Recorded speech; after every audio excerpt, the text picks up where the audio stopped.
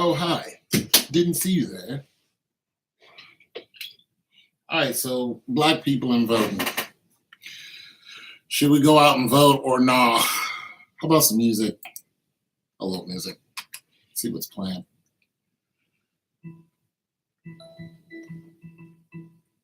West Coast. All right, I don't live in the West Coast. I live in the Midwest. I played the song yesterday. I'll play another song. But I want to talk about this because some Democrat.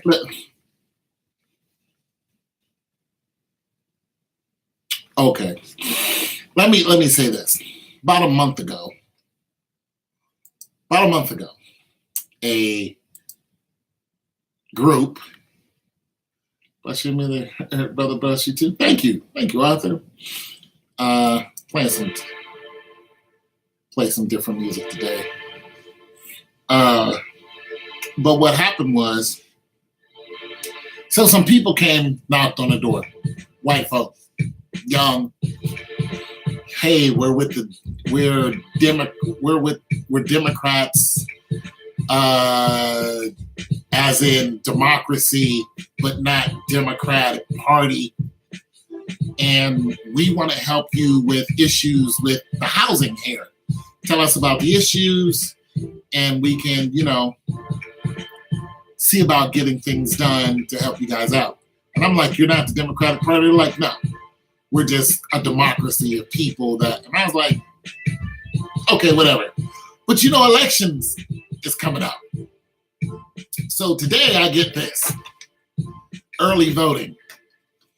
And the people who knocked on my door, want to talk about voting, were Democrats. And one of them had who they wanted you to vote for, which is somebody in a Democratic office for, I think, governor or something like that. And they were saying, okay, you can go to this street for early voting. And I was like, well, where is that street? It was like, we don't know. We don't live around here. See, that's the point. You don't live here. You people, and I was looking at these people and I was like, you have no idea whose houses that you're knocking on. This is a predominantly Black and Hispanic neighborhood ran by white people. You know what I'm saying? They're the ones who we pay rent to, but these are Black people. And I had to remind them, I said,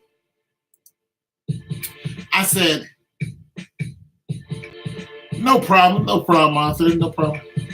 Yes, Black people need to vote to make a difference. But I had to remind them, I said, listen, in the United States, let's just take the United States. In the United States, 77% of the people who are here are white. 77%. And I said, and if you take out those who speak Spanish that are white, it's still 62%. And I said, when you look at the Electoral College is chosen by 270 people. That's it. 270 people decide the presidency. Now, when you trickle down to your city and your state, they're saying, okay, go out and vote. Your vote matters. But when I look at the faces who are on here, I don't see nobody who looks like me, except this one guy. Out of 1, 2, 3, 4, 5, 6, 7, 8, 9, 10 people, 1% represent who I'm supposed to go out and vote for. But you should vote for these guys because they're Democratic. And I asked the woman, I said, well, who are you voting for? She's like, I'm a Democrat. I'm voting for this person. And I said, why? And they said, because of issue 1, basically is what she boiled down to. And now listen to this. These are white people coming to a Black neighborhood to canvass. Okay, fine. You want us to get out and vote. Okay, fine. Issue 1 is talking about drug reform. Bust this. It's so convoluted. Drug reform.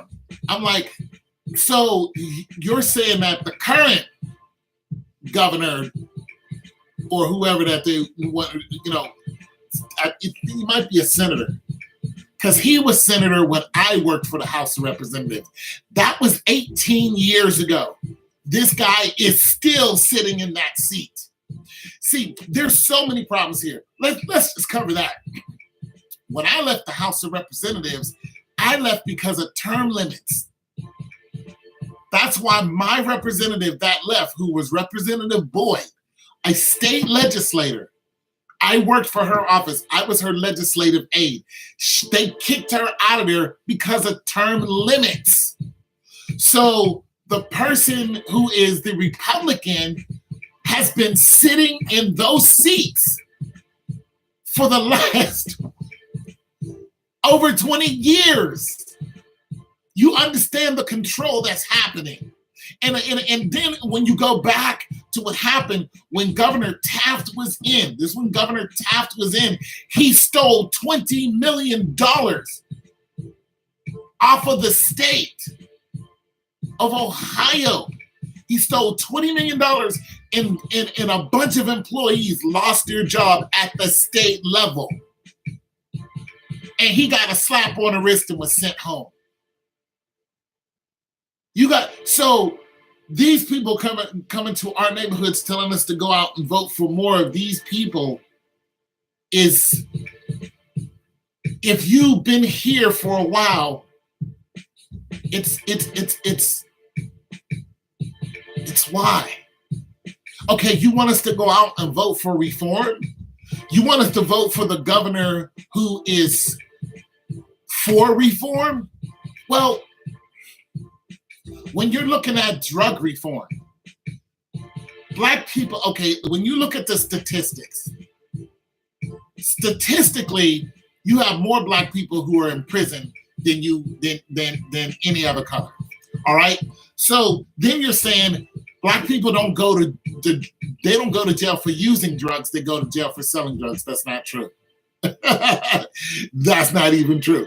And so then they try to even it out and saying there are as many white people who are going to jail for drug use. That's not true. White people don't go to jail mostly for selling weed. They sell weed in the open. They don't go to jail for that. Black person gets caught smoking weed, they go to jail. So that's all off. So when you're talking about reform, you're talking about once they get into the system. The problem is not once you get into the system. See, that's the problem. It's like, wait a minute. You're talking about reform once we get into the system, but the system is still jacking us up for something that you guys are doing in a wide open.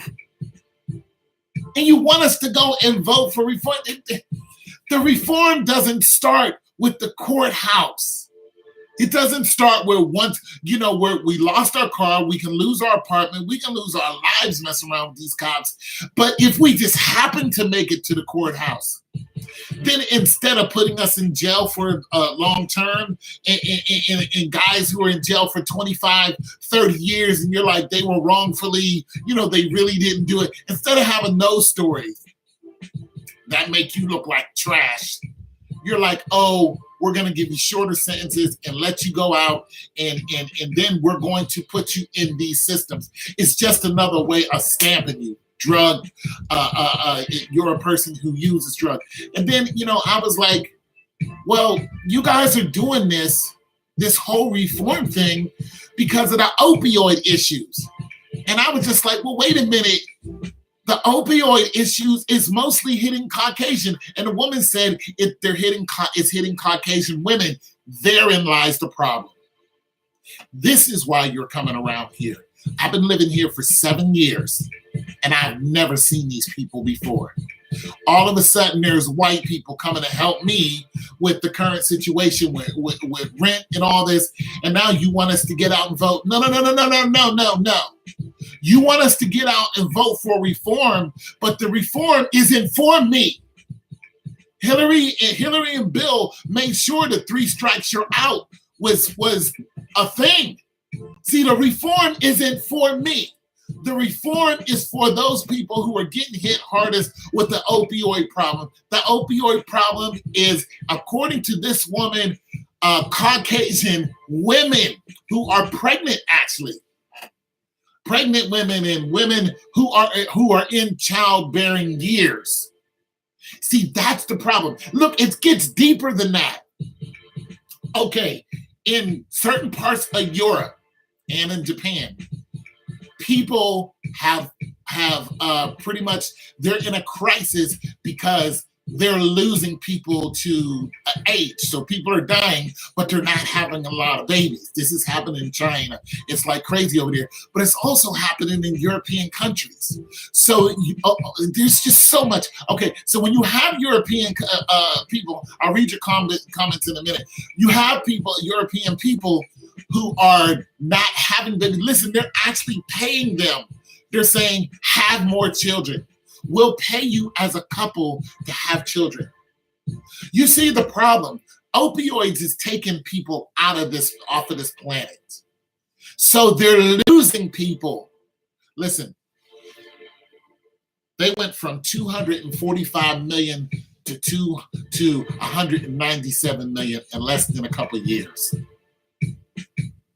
They're losing people like this. That's just here in America. That's just in America. You go from 245 to 197, people are falling off like boom, boom, boom, boom, boom. Not to mention wars and, violent living and all this other stuff. But you got to understand, there's a whole system here that's at work. And it's not just our neighborhood that needs to go. It's like, look, we fought to vote. We fought to vote, to have the right to vote. And then at one time we weren't allowed to vote. Then white women, they were like, we want to vote. So white women go out and vote. And now you see white women who go out and vote, they can easily sway a vote. Half, and I said this yesterday, the majority of people who go out and vote here are white women. They outnumber us 2-1. White women can sway the vote.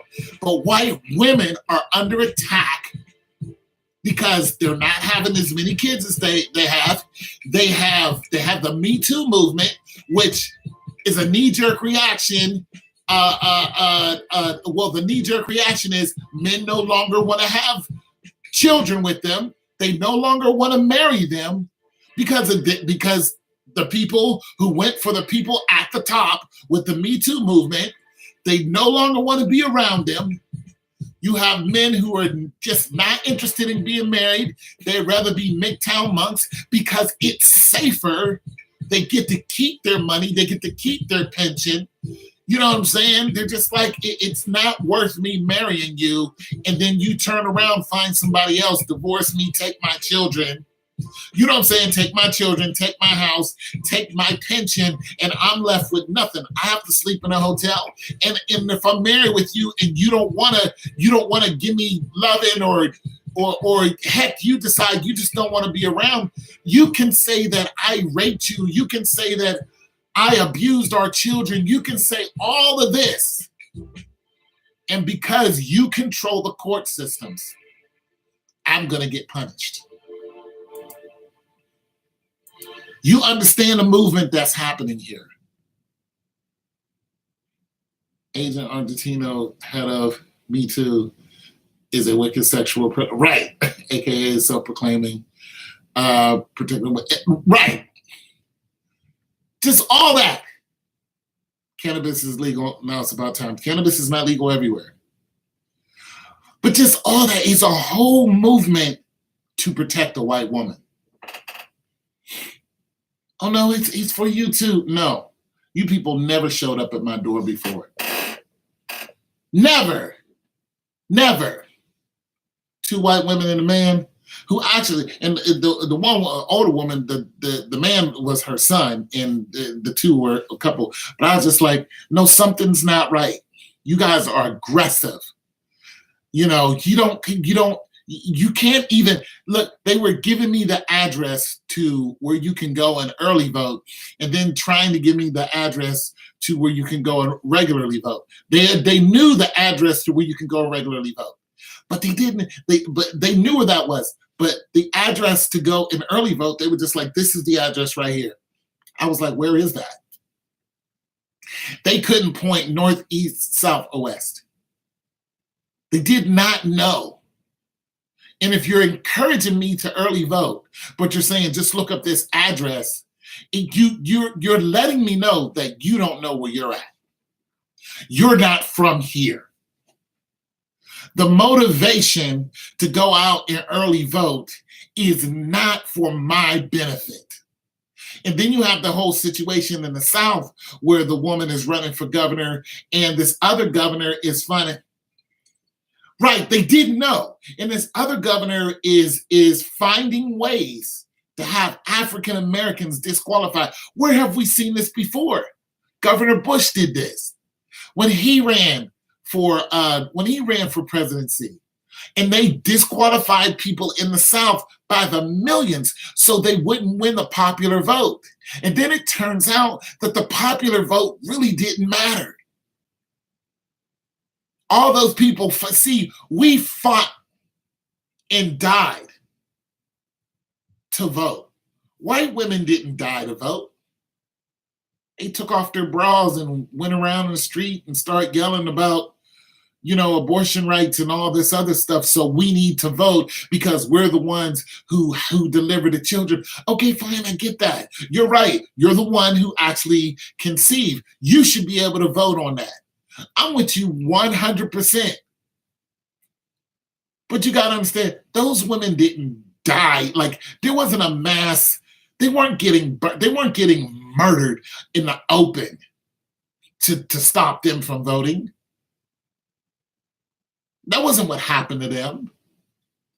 It wasn't like there was the number of women that were getting abortions was just so high and they were dying from it. So now this is the reason why they have to vote. That wasn't what happened. There are casualties, yes, but that wasn't the reason why they wanted to vote, because those casualties still exist today. That wasn't what happened. There's a whole system here. These people coming, not what? What's going on? So the people who are, you're saying that we shouldn't vote. See, that's it right there. Hey, what's going on? Hi, how you doing today, Nicole? See, that's it, Ramel. See, that's it. I'm 51 years old. Okay, so you're coming here to where families have been in this area for 10 plus years. Some families are new in this area, but you're not coming to teenagers. You see what I mean? You're not trying to influence teenagers to go out and vote. That's not what you're doing. You're coming to, if you did that, you would just go to high schools. You would go to high schools, or you would just go to colleges. You're knocking on the doors of families who are embedded into this community. Kids go here, we live here, die here. These are the people you're talking about, but these are the people who are not going to be affected by the prison reform. They're not going to be affected as much as the people who are now under attack, because we've been under attack.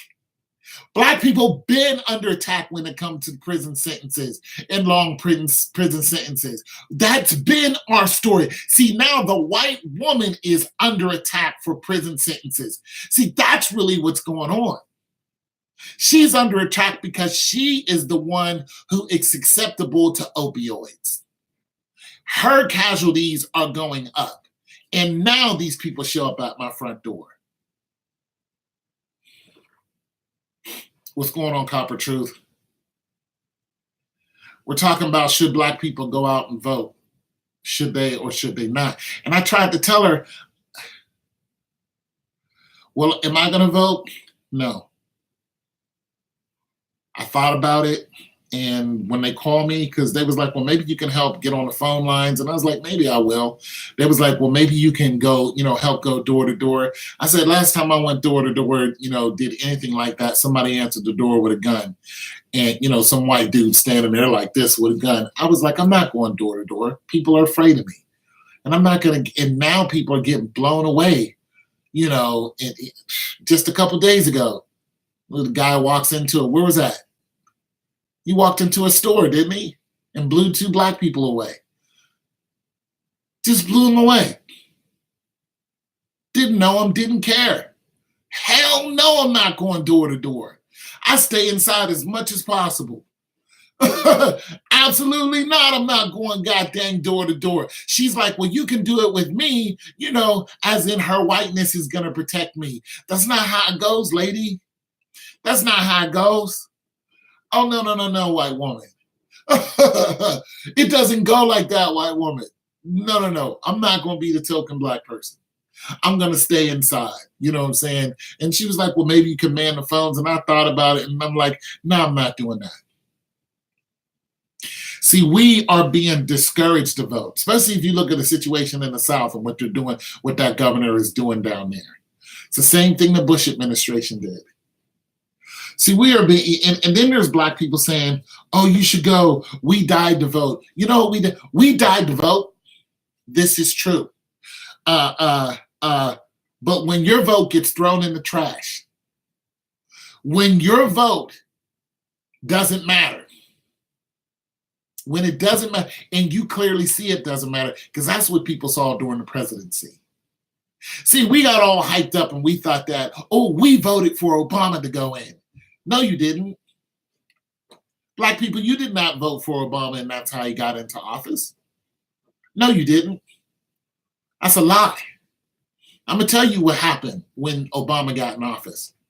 There were 270 people that voted for Obama to go in office. Excuse me. He won the majority of the 270 people. Those are delegates and super delegates. And that's how Obama got into office. But it was such a landslide because Obama won the popular vote and he won the delegates and super delegates. That's why there was no argument. That's why you felt good. Like, yeah, we overcame. Si se puede. Yes, we can. But then you turned around after his 8 years and you're like, hell no, we don't want Donald Trump to be president. And what'd you do? You did the same thing. You went out in droves and voted and you said, I'll take the lesser of the two evils. I'll take Hillary Clinton because at least at one time she actually did something for black people. Hillary Clinton has been a politician for the longest time, regardless of what her husband did. You know what I'm saying? So you're just like, I'll take Hillary Clinton. Let's go. You went out. You voted, same thing happened, but you did not get the same results. You know why? Because the 270 delegates and super delegates control who becomes president. And the knee-jerk reaction of that is, my vote doesn't matter. President Trump did not win the popular vote. He lost by 3 million people. 3 million people. Just drink that in. So all of those people who went out and decided to vote, now they're discouraged. I mean, you got to think about that. So as a person who used to work for the House of Representatives, I see in how politics worked. And I don't discourage people not to go out and vote. If I'm going to vote, it's going to be on local levels, city council, maybe House representative, stuff like that. But I will not vote on the president. I will not vote on the presidency. They knew Donald Trump was going to be the president 20 years ago. You can look on the Simpson episode. They knew he was going to be the president. And I think the only reason why these people are knocking on our doors and getting out in early voting is simply because white women are looking to be protected. They're being hit the hardest. And especially in this city, white women have the control here. They outnumber men 2 to 1. This is 18 and up. These are voters. 18 to 1. 18 and up, 2 to 1. That's what I think is going on. I'll read some of y'all comments. I hear you, brother. Bless you. Bless you too. You're East Indian, Celtics, Canadian-born citizen. Okay. Endures racism from whites. Childhood. No, I pray. He's doing good to the best I can. Jesus is Lord. Jesus is Lord. Is what? Columbus literally or conservative? Is Columbus liberal or conservative?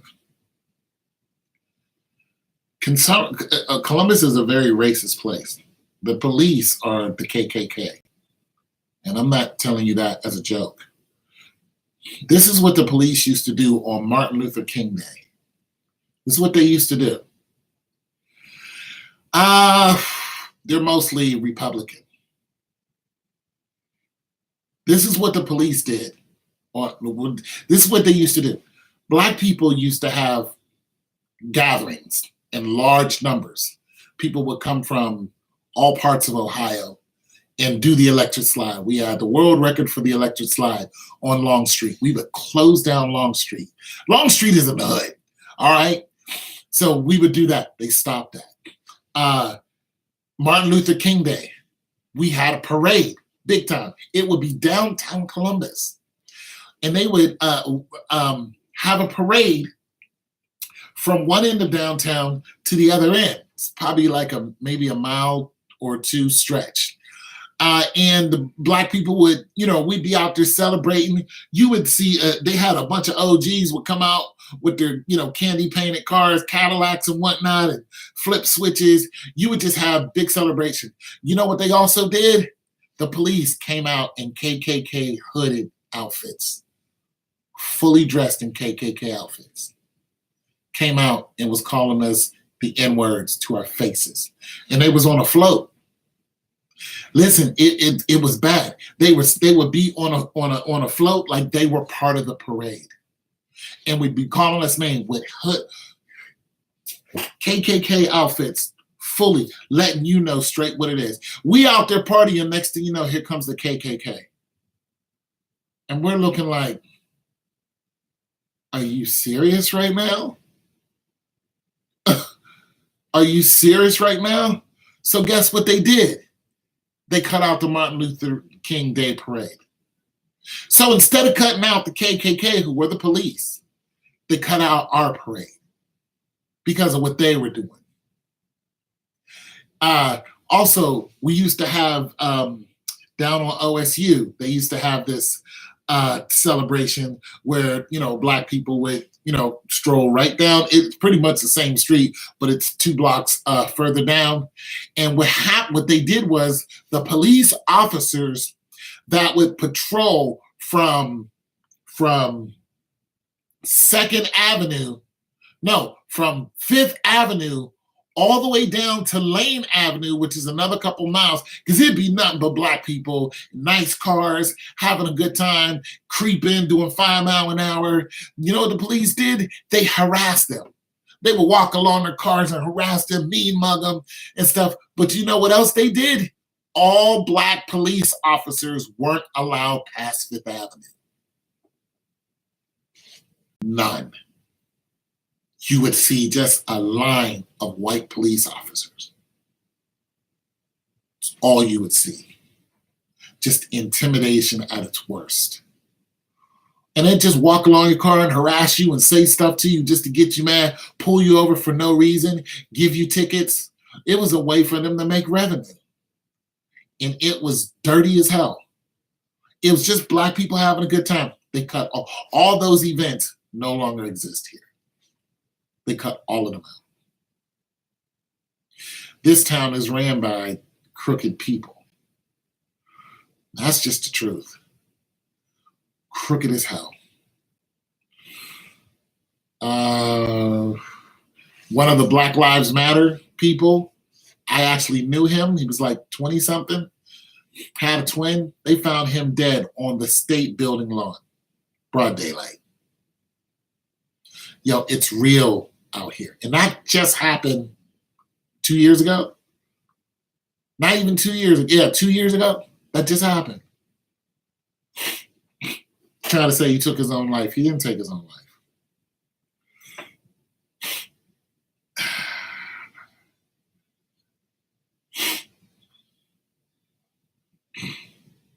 Yeah, they do.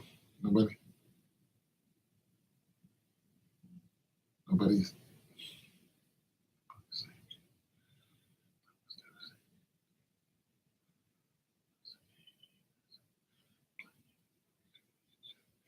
Get worse. Do you feel like you are blessed that you're only got body slammed? What are you talking about, body slammed? And how can you be blessed if you got body slammed and only got body slammed? You don't never look at. I don't. No police officers ever body slam me, so I don't know what you're talking about on that issue. But I've been beat up by police, but I did not get slammed. I stood my ground. I stood right there, like it didn't even hurt. I got my skull fractured. I got my wrist, my finger broken, and my ribs bruised. But I stood there like a rock. And it was a black police officer who did it, but a white police officer who perpetuated it. From the police asking with police officers shooting me down for no reason. Do you feel like you are blessed for only getting body slammed through your treatment was devastating and just not? Okay, I don't know if you're saying body slam by metaphorically or you're saying body slam for real. But one, I've never been body slammed by the cops. You're saying metaphorically in the treatment. Do you think that some of the treatment that is done to us could be worse? Okay, so you're saying we could have got worse treatment by the police? Well, you got to understand. Listen, when Obama won the primaries, when he first won the primary, we were at a party downtown. Black people dressed in suits, real nice. I had a suit on. It was a nice gathering. We were in there celebrating Obama was going to be president. We were watching it. We were just like, when we saw him win the primary, we were like, everybody, while everybody was cheering, I was looking around at all these happy black people. You know what I thought? Somebody's going to die tonight. So there was this young lady I was talking at, never saw again after that day. And I don't think she died. And I told her, yes, I was physically assaulted. And I told her, I said, listen, go home early tonight. It's not safe here anymore. And she's like, okay, I don't know if she did or didn't. I never went back to that place since that day. Nonetheless, the next day, the police came and shot somebody. Said he was squealing his tires in the parking lot and hit a cop. They came and killed someone. They did that on purpose. They wanted to make a statement.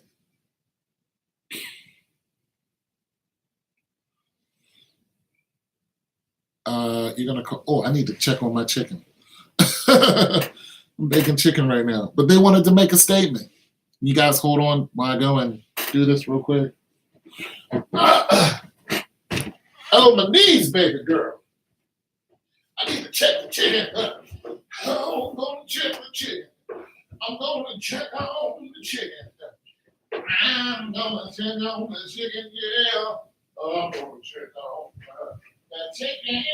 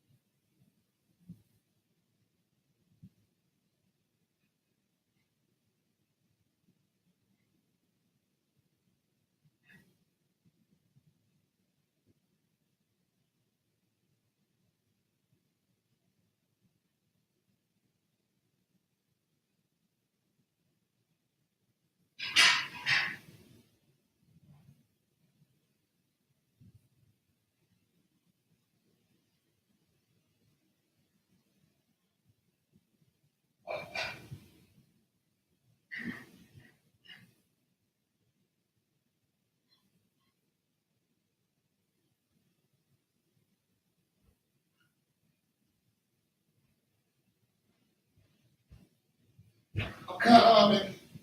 I'm coming. Here I am. All AW. Here to bring trouble too. All right, so I had to. Ouch! Damn it! Ooh, oh yeah! Oh yeah! All right, I had to check on my chicken. Obama is a Luciferian agent, same as actor, puppets, Hillary, Trump. You know, I was disappointed when Obama was pushing the gay agenda. Let me say that. When he was pushing that gay agenda and went to Africa and was pushing that gay agenda, and I was like, I wish he wouldn't have done that. So I wasn't happy. I wasn't happy to see that. But I had to think, Obama's being controlled just like everybody else is.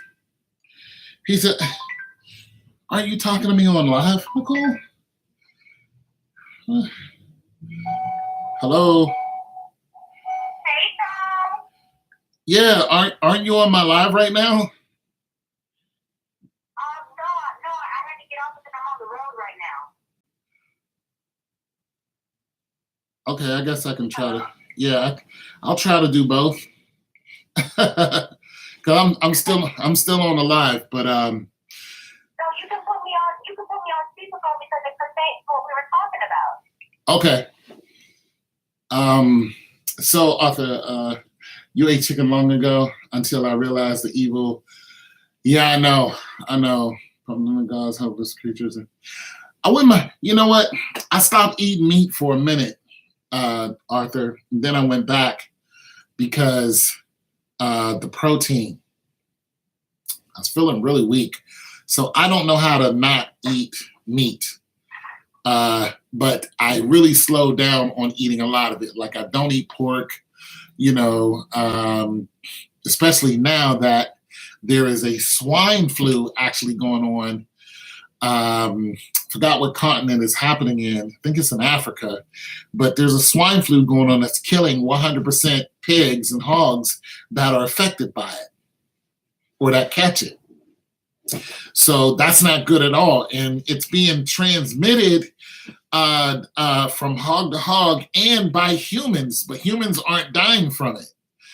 And so if somebody is around hogs and the hog touches their pants, if their pants touches another hog or pig, they can get it. And I'm just like, well, hold on a second. When you start looking at the Black Plague was kind of spread like that. The Black Plague was made by rats and pig's blood, and it was carried by mosquitoes. You know what I'm saying? It was carried by mosquitoes, and so then they would go and bite the human, and then of course where the human became the contagion as far as I knew. And this is why Rome was in such trouble because I forgot the leader at that time, but when the Romans were they were mostly at war, so a lot of their armies were off at war and things like that. But when their population became to be around 1 million, you had 1 million people that were just meandering in a city. So basically what had happened is because the army would go up and down these roads and these main roads that were coming in, and there were so many people coming in and out of those roads, that's how the disease traveled. And I'm like, this isn't good at all. It's just not going to take long before that becomes airborne and then starts affecting people. And I'm like, this is not good. Somebody needs to do something about this. So I'm really not keen on eating any pigs at this time. Hey, Tony, is that just for Columbus, Ohio, or is that nationwide? No, the swine flu is happening right now in Africa. Now, let me bring this up. But nonetheless, go ahead. I just think there's a big propaganda scandal going on. In the news they're saying, oh, this is going on in Africa and that's going on in Africa, but yet it's not stopping these billionaires and these trillionaires from making money in Africa. No, it is not.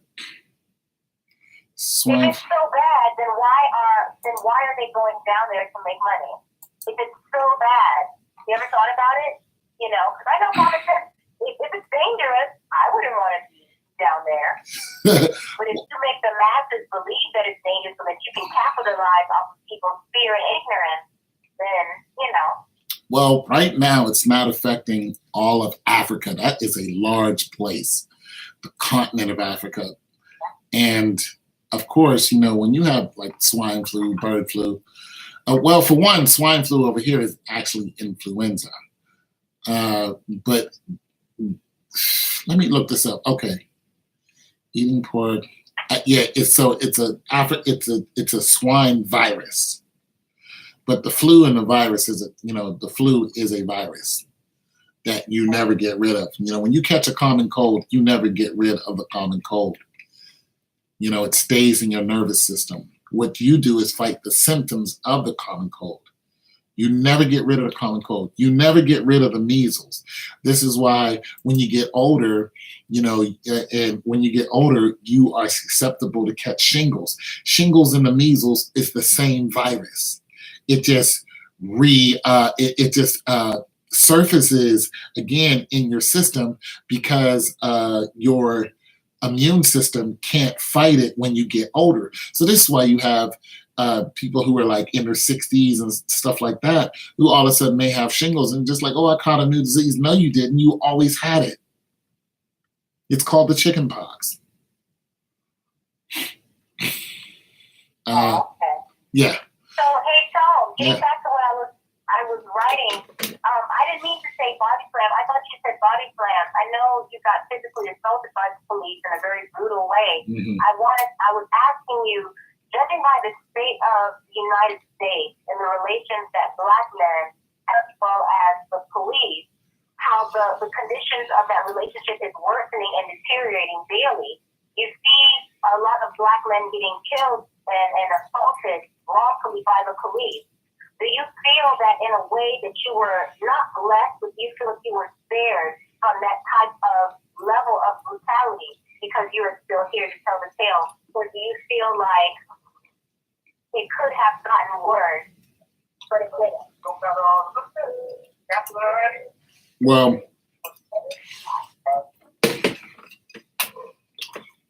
General and Baptist until now having some violence. They will try to take it by force. Exactly right. Okay. Well, of course, it's a blessing that I'm still here. But do I drive without fear of the police? Absolutely not. Absolutely not. You know. Okay. That's what I wanted to ask you because I asked a lot of brothers here in Miami that, hey, you know, because one guy said he got body slammed, another one said he got choked, I'm gonna start but they never got shot. So I asked them, I said, how do you feel about that? And their response is, well, I feel kind of blessed, you know, that I didn't get shot. Well, so that's why I was asking you. Yeah, I feel like that, you know. But you got which is concerning. When that happened to me, that happened in 1998. Okay. Happened in 1998. Now, there were Black men. I put it to you like this. When that happened to me, Pittsburgh police had just killed Johnny Gamage. Johnny Gamage was popular because his uncle was a Pittsburgh Steeler. And he was killed in Bloomfield. And what they did to Johnny Gamage was just straight up murder. But Johnny Gamage was driving a nice car. He was driving a Jaguar that was owned by his uncle. He was 31 years old. And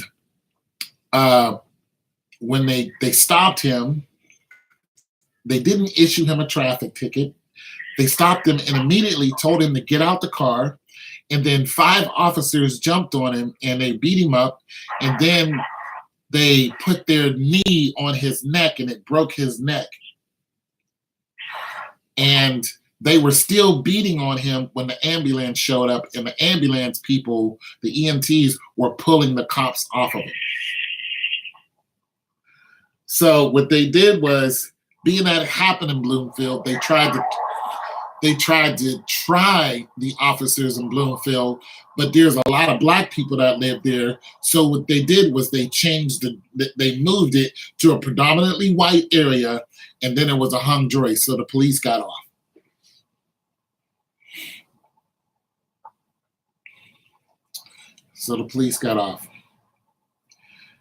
So this has been going on, of course, since we've been here. And so, yeah, I feel fortunate that I'm still here because of that. But I have been getting harassed by the police all my life, and it's a shame to say that I'm used to it. I mean, they've done heinous crimes to my family. Heinous, terrible crimes to my family. And when you go to try to protect yourself from them, you realize that, you know, there really isn't much protecting other than writing your congressman or the judicial system that they control. You know, Congress are protected by the police, so it's like I'm not gonna, you know, fight the hand that pretty much protects me. It's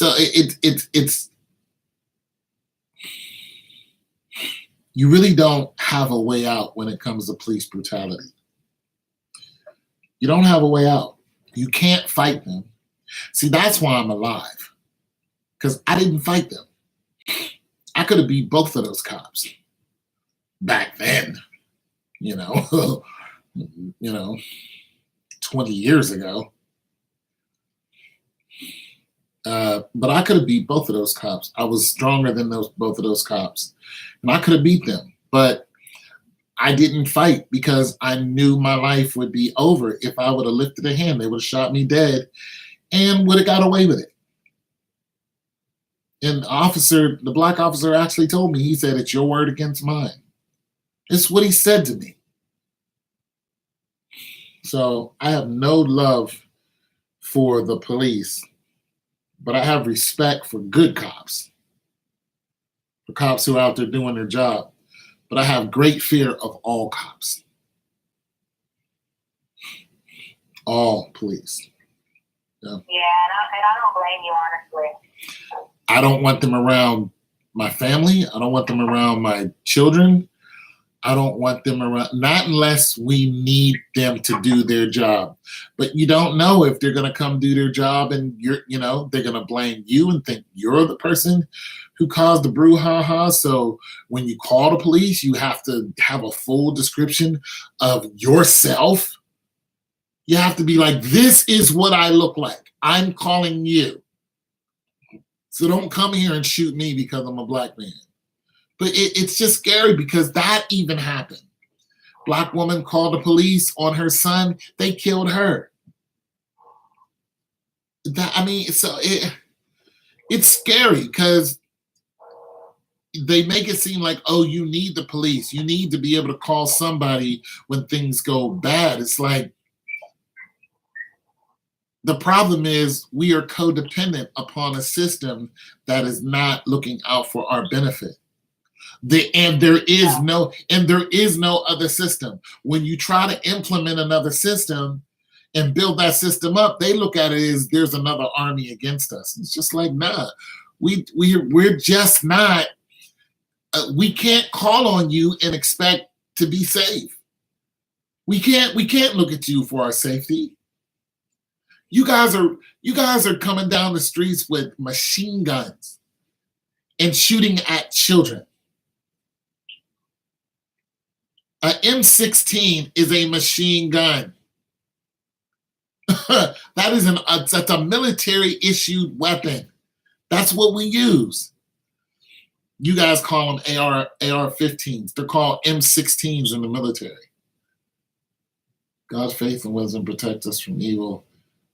Pray for the enemy. I have been beaten the cruel police. Yeah, this person, Arthur, is saying the same thing.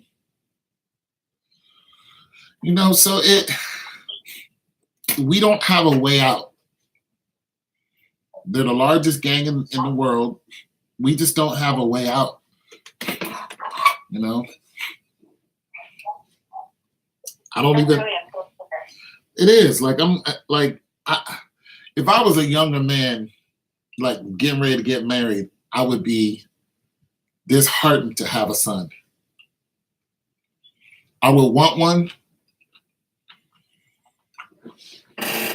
but that would be very scary news if my wife was like, you know what, I'm pregnant and it's a boy.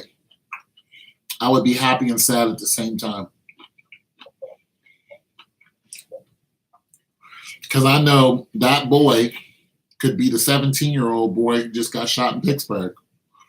Could be Laquan McDonald, the boys. Could be Tamir Rice. You know,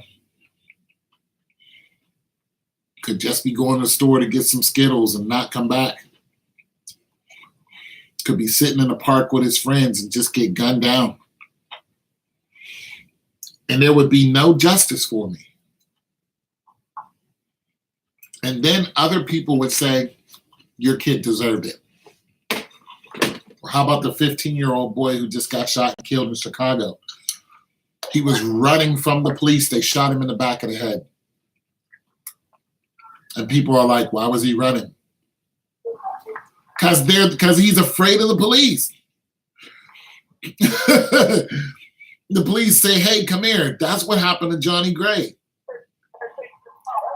The police looked at the cops. They looked at him. He started walking. They started running towards him. He started running.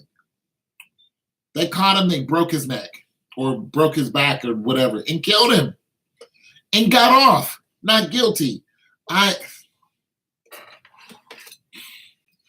would make me get out and vote. Drug reform, nah.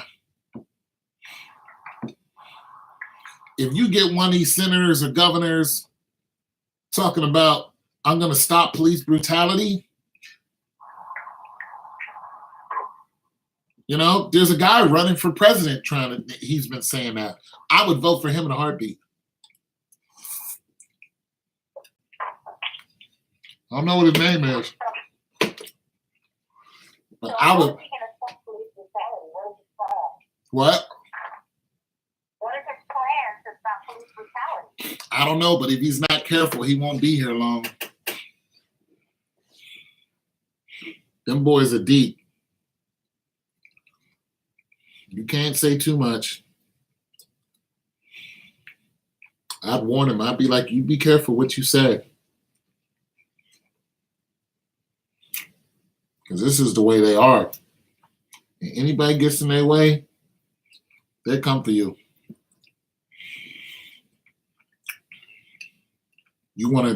What you gonna do? Stop the grand jury? That's one way of doing it. Go after the system of the grand jury. Go after the Department of Justice. Sue the federal government. You know, have the person who is at the top where the Department of Justice is say, you know what, that shooting that was in Louisiana, you said that it was inconclusive evidence, even though there's two cameras clearly showing the officer killed that man who was standing outside a convenience store, that he did not have a weapon, that your life was not in danger. The weapon was in his pocket. He was legally carrying a weapon. You're allowed to carry a weapon. He was practicing the Second Amendment. He never pulled the weapon on him. No, and you said it's inconclusive evidence? No, you need to be fired. They need to sue the federal government. It's clear evidence that man did not deserve to die. And the police officer said point blank, I'm going to kill this guy, before he even got to him. The police officer had it in his mind that he was going to kill that guy, and he killed him. So they shot him at point blank range to his chest. No. You can go after the system, but that's going to be a long, hard fight. That will cause civil war, if you ask me. If you try to break apart the system that's been protecting police officers, it will cause a civil war. You'll be so many people for it, so many people against it.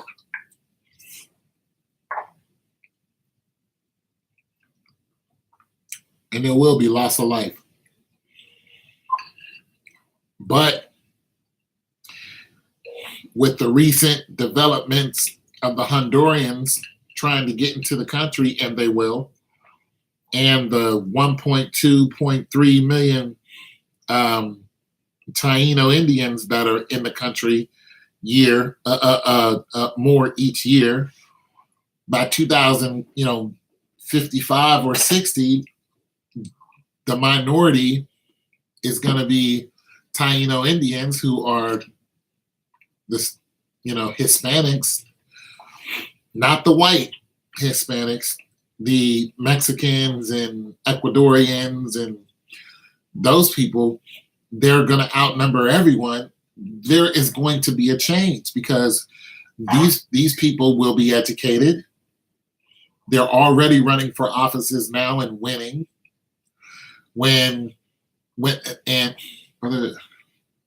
Do you love, trust Jesus? Yes, I love, trust Jesus. Can you forgive your...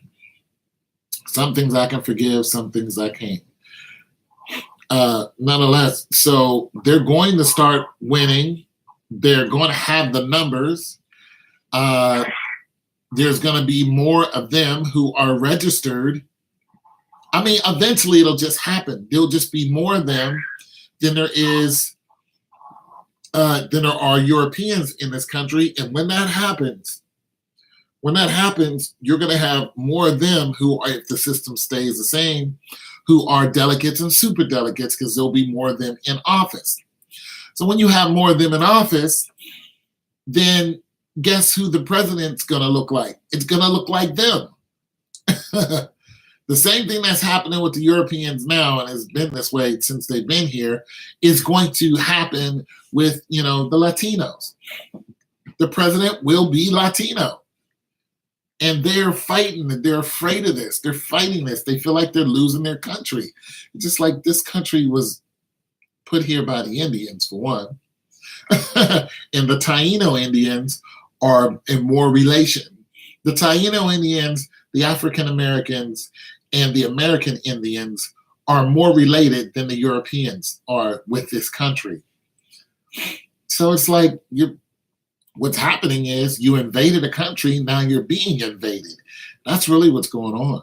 They're being invaded by these countries. And, you might see one or two things. You might see a civil war, or you might see a huge exodus back to Europe. You're going to have people who are like, I was born here, I'm American, I'm going to fight for this country. Okay. I forgive, bro. I just don't forgive everyone. So, you have, and when you, okay, so the Europeans, a lot of them are leaving Africa. The Asians, there's 4 billion of them.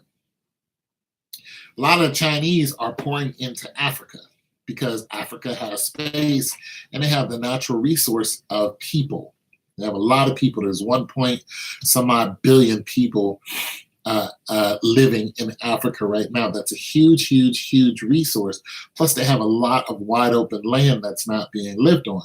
So you have Asians who are pouring in, and they're going to these leaders of these countries that are in famine and they're starving and all this, and saying, "Hey, we'll help you get your water purification system. We'll help your lighting system. We'll help your light system. Come back. We'll put lights. We'll pave your streets. We'll do all these things that cost billions of dollars. We'll give you loans. We'll give you jobs. We'll do all this. We don't necessarily like you, but we're not at war with you. We don't hate you." So this is what the Asians are doing right now. They don't hate the African. They just don't like them. But they need our land. So the Africans going, fine, come in here, give us these loans for these billions of dollars so we can get ourselves back together. We can get our a fighting force. We can get our police. We can stop our children from being taken away in mass numbers, and there's nothing we can do about it. But who's doing that? The Europeans. So there's going to be war right there. There's going to be a lot of war, especially when it comes to the diamond mines that are in Nigeria. Those diamond mines are almost dried up. But there's diamonds and gold all over the place. Why do you think that Leopold killed 15 million people who were Congolese? Do you know what's in the Congo? The Congo is where King David is supposed to have. This is where he's supposed to have lived, but they said he sat on a geode. A geode is a mountain of diamonds. That's why King David was supposed to be the richest man. Now, I don't know how rich that or how much of that is true, but it was no mistake that Leopold went into the Congolese, and killed all those people off. He was looking for money. He was looking for resources. So there's going to be a lot of wars, and there's going to be a lot of turning around. There's going to be a lot of genetically induced for you. We pay no one evil for evil, but give thanks to do what's honorable in the sight of all. Do you think the Asians and the whites or Europeans or wherever they're from, do you feel like they may have a war between the Asian nations and the white nations? I think if the Asians pour into Africa and stake claim, which is going to happen,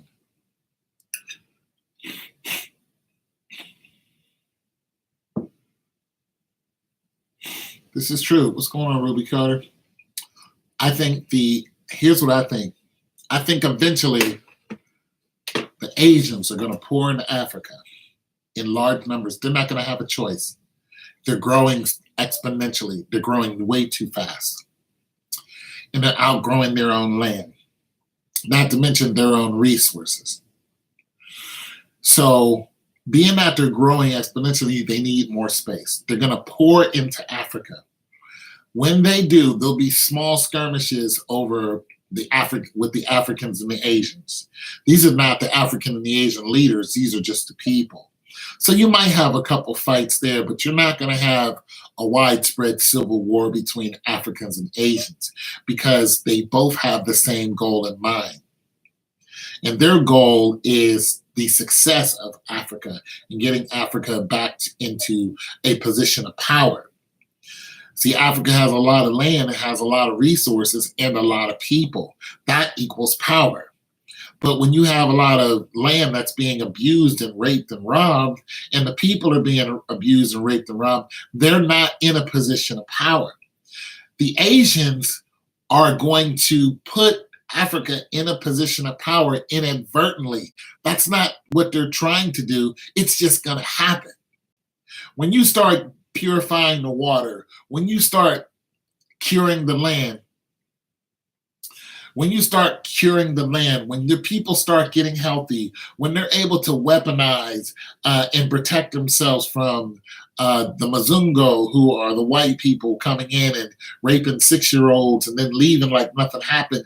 When you stop all that, you're stopping the resource that these Europeans you're stopping what they want.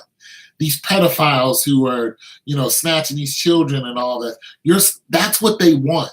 When you stop these Pizzagate people from doing that, they're going to fight back.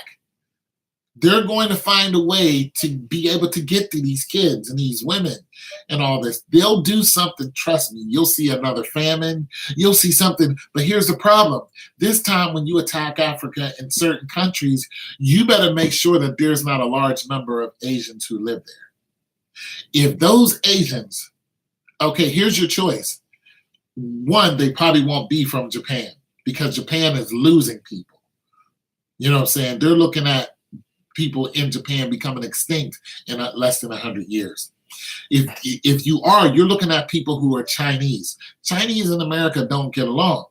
So if you attack the Chinese, you're going to have a problem. Point blank.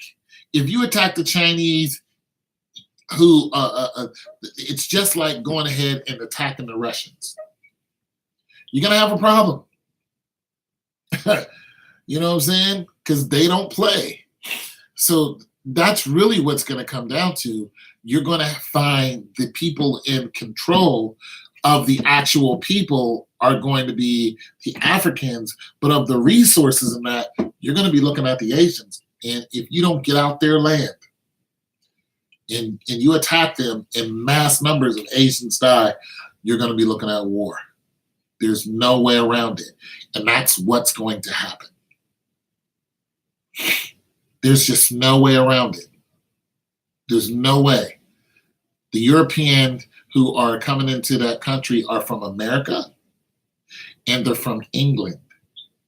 And okay, so if you go back to Nigeria, in Nigeria, these nuns have this setup, and they're European nuns. They have a setup to protect the Nigerian girls from being snatched.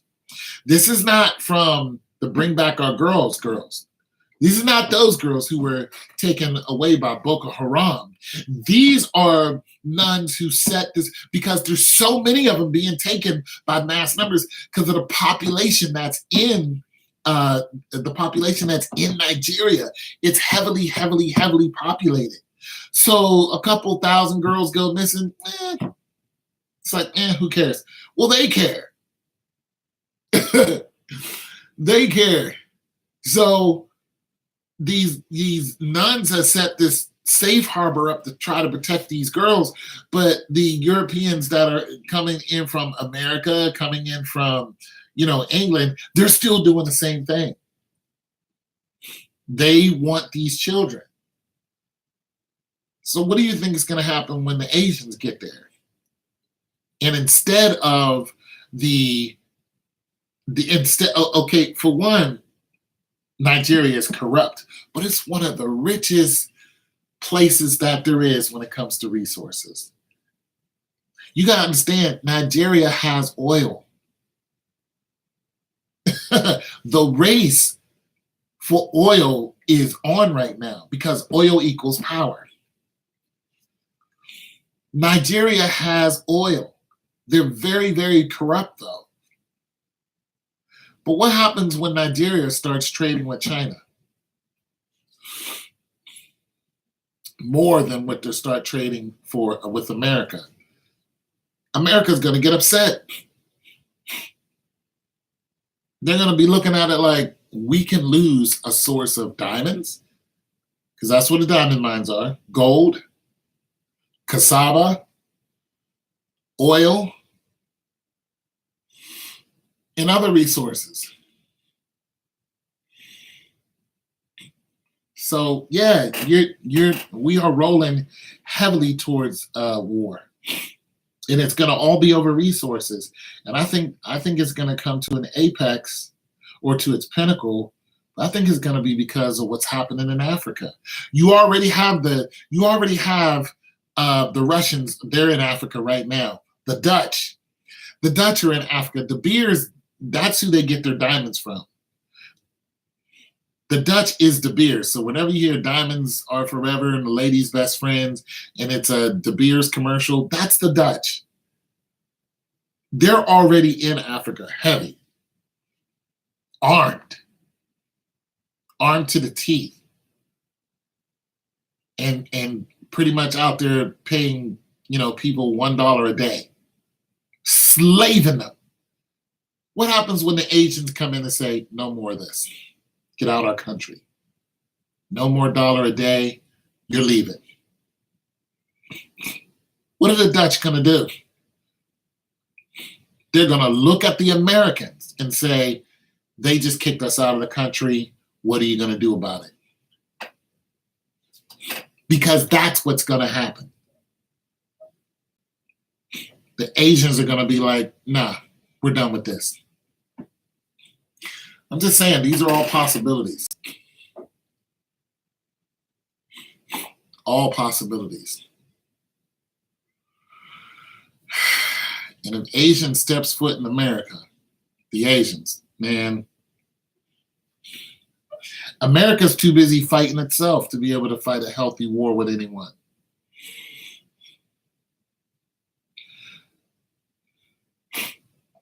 It's another thing. When you have what, 50, 40, 50,000, 50 million black people that are here? Somewhere around there? Somewhere around, I don't know what it is. I'm not going to look up the number. Somewhere around there, 50 million, 40, 50, whatever it is. That could be your ally, but nonetheless, you're killing their children and women in broad daylight. You're terrorizing them in every which way. What happens when the World War breaks out? Whose side are they going to be on? The Asians who don't like you, but they don't kill you? When's the last time an Asian killed a black man?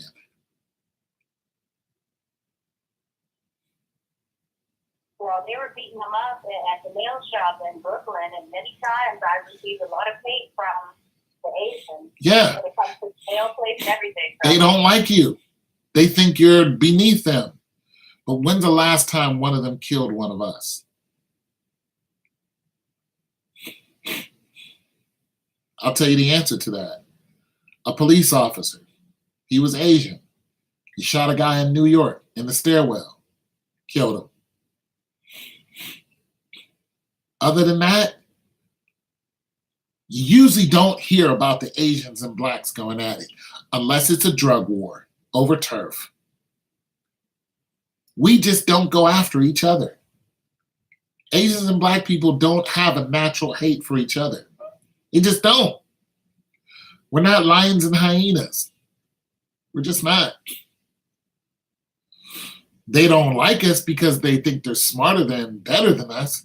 Yeah, this is true. They do. But that's not what the case is. They're not smarter and better than us. They just haven't been raped and pillaged like we have, and for so long. So when you have no guns to fight, and when you're constantly, when you have no guns to, are you talking to me, Rudy? When you have no guns to fight and stuff like that, and you're constantly weak and you're sick all the time, and you're just being beat down constantly, how are you going to fight? How are you going to think about, anything past Maslow's hierarchy of needs? You're not. You're going to think about your basic needs: shelter, food.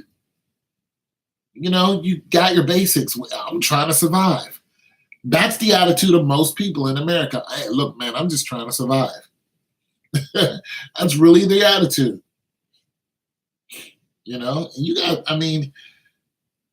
Africa is not a nuclear deterrent or a nuclear hotbed. You don't say, oh, there's nuclear weapons in Africa.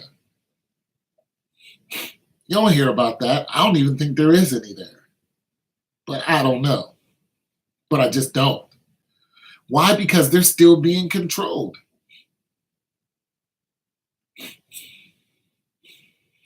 When Obama went and tried to shut down nuclear weapons, and he went to each country, I am not sure if he visited Africa and said, hey,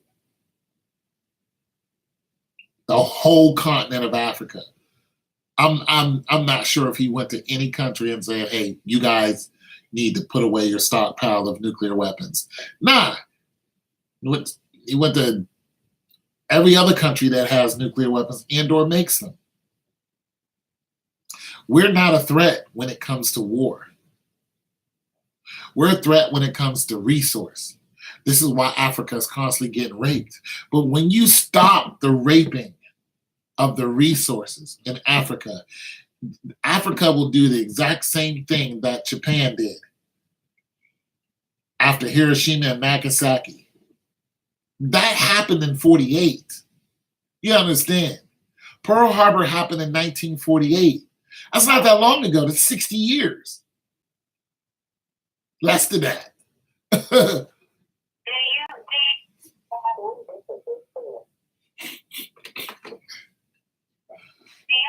you think that whites don't want to share the power, or do you think that they are conditioned to always want to be in control?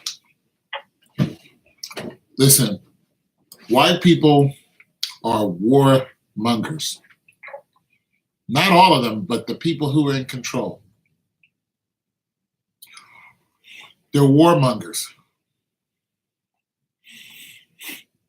And warmongers like war. They'll find a reason to war. This country has always been at war. Now we're trying to go to war with some other little country, trying to make a case to go with them, Iran or something. It's like, come on, man. Ahmadinejad is not trying to. Come on. And you don't want to go to war with them anyway.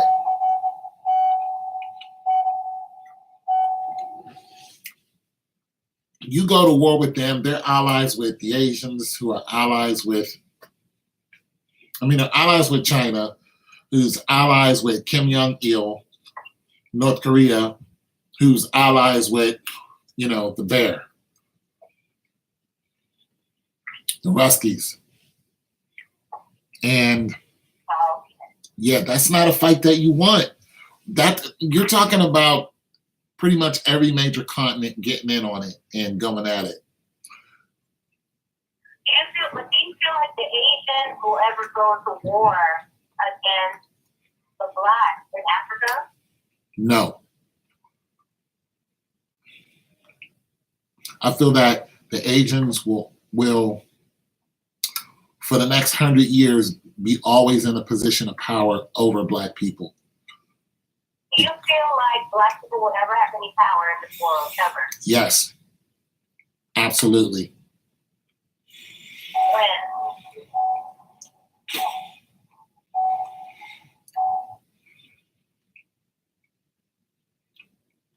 Let me think about that for a second. With the recent turn of events.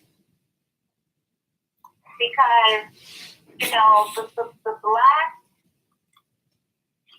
the government in a lot of these black countries, the black countries, or I say the islands in Africa, they are corrupt. They're not thinking about the people. They are just getting rich, and they are mentally brainwashed, and they are tools that the white bigoted people, not saying all white people are bigoted. I'm talking about the bigoted ones that are in power. They are the ones that are being used. Well, the Jews, further oppressed. The Jewish are the ones who are the warmongers. They're actually from Russia. They're Russian. They're Khazars. They're Russian Ascasians. They're not Jewish who belong in Jerusalem. They shouldn't even have that name. Talk to you later, Rudy. They shouldn't even have that name. They didn't come out of Jerusalem. They've always been trying to dispute Jesus Christ. Because I did some research. I saw the documentary on YouTube about Nigeria and the riches, of course. You already know my connection with Nigeria, so we don't need to say it. But, Mobil Gas, which is an American company, they have an oil rig set up right in Nigeria, and they are pumping oil, making all this money off of the resources, and Nigeria is looking crazy. Why is it that everybody but black people can capitalize off of natural resources where indigenous black people have lived for centuries and thousands upon thousands of years? And why do we have our black brothers and sisters that are in power till we both change because they are in government all across the world, in Africa, all across the world, in the islands, but they choose to just take what the white man is giving to them, and the white man in turn takes over with the island. Even though it's predominantly black, all the businesses that are making millions upon millions of dollars in turns are white. Okay. How is it, after everything that we have learned, after how terrible we have been treated by them, why do we continue to allow ourselves to be used by them? Why do we keep having the notation that the white man either owes us something or the white man will give us approval? The white man doesn't owe a damn thing to us. Well, we have already seen how they have treated us and our ancestors for centuries and centuries and thousands of years. When are we going to wake up and want more for ourselves and not look at it as like, well, if it's not happening to me, it's not important. It's happening to all of us. In a way, it is affecting all of us. You got assaulted by police for no reason. There's no reason why they should put their hands on you. Me, the only reason why I get off from getting pulled over by cops for bullshit reasons, because my car's brand new, is because they asked for my telephone number. I have to literally give officers a cell phone number for them to call me to want to date me to get off the hook. It is too much. Well, to answer one of your questions about why do black people, take it, and why Mobil is pumping all the oil, because you got to understand the 7 families that are in control, the Jewish families that are in control, they've been at this for thousands of years. These are very, very, very crooked people. Not all Jewish are crooked, but these particular people, this is how they stay in power, by raping and pillaging and then making bad deals, just like they did to the Indians. You know what I'm saying? Just like the Europeans did to the Indians during Thanksgiving. You know what I'm saying? And taking their land and giving them smallpox and blankets and all that, and killing a bunch of them off. So you had, for one, Africa was divided up by the European. Leopold and the French and they went and saw that continent and they divided it up for themselves. And they turned brother against brother. You had a bunch of Africans who were fighting against their own people. The Jews, the black people out of Mesopotamia that poured out of Jerusalem after the Romans had conquered Jerusalem, went in, they were enslaved by the Africans that were the Egyptians. This is why the Egyptians today they're not the Egyptians who are actually there. Those people came out of the Middle East. Those people are not Egyptians. The actual Egyptians who were there that enslaved the actual Jews were very dark-skinned people. Okay, and they were very tall people too. So once those people came out, and I'm sorry to give you a long-winded answer, but once those people were let go, in the book of Deuteronomy, and were walking around Mount Seir, pretty much went into the land of Canaan, they multiplied after they were let go. Those are the people who were sold into the slavery off the Ivory Coast, who were our ancestors, well, my ancestors. So when the holy city of Jerusalem is a target simply because everybody wants to say that they're God's people. This is why you have the Russian Ascasians saying, "Oh, we're truly God's people." This is why America sends them $40 billion. That's what Obama did. Sent them $40 billion. Why? Because it went to the Russian Ascasians over there who read the Torah and don't read the rest of the Bible because they don't want to believe Jesus Christ is Lord. Okay, so you have that group of people who control the banking systems. When you control the bank, the person who has the gold makes the rules. This is why you have your governors, senators, your presidents, heads of states in these black countries in Africa and all of. This is why they can only go but so far, because they're not the ones who have the gold. It's the Jewish who has it. The DuPonts, the Rothschilds. They're the ones who are in control. And if you try to go against them, you'll be taking a dirt nap. They're the ones who, like the Nigerians, the people in power in Nigeria. This is why Nigeria is so corrupt. This is why the elections are so corrupt. You always hear about people who were scammers and how corrupt the government is in Nigeria and how you can die real fast over there if you try to elect someone else. Yeah, they have a democracy, but it's really a dictatorship, and they're put in the power by people who don't even live in that country. But they're like, you need to stay in the power, so we're going to make sure your regime stays in the power. The CIA has a lot to do with that.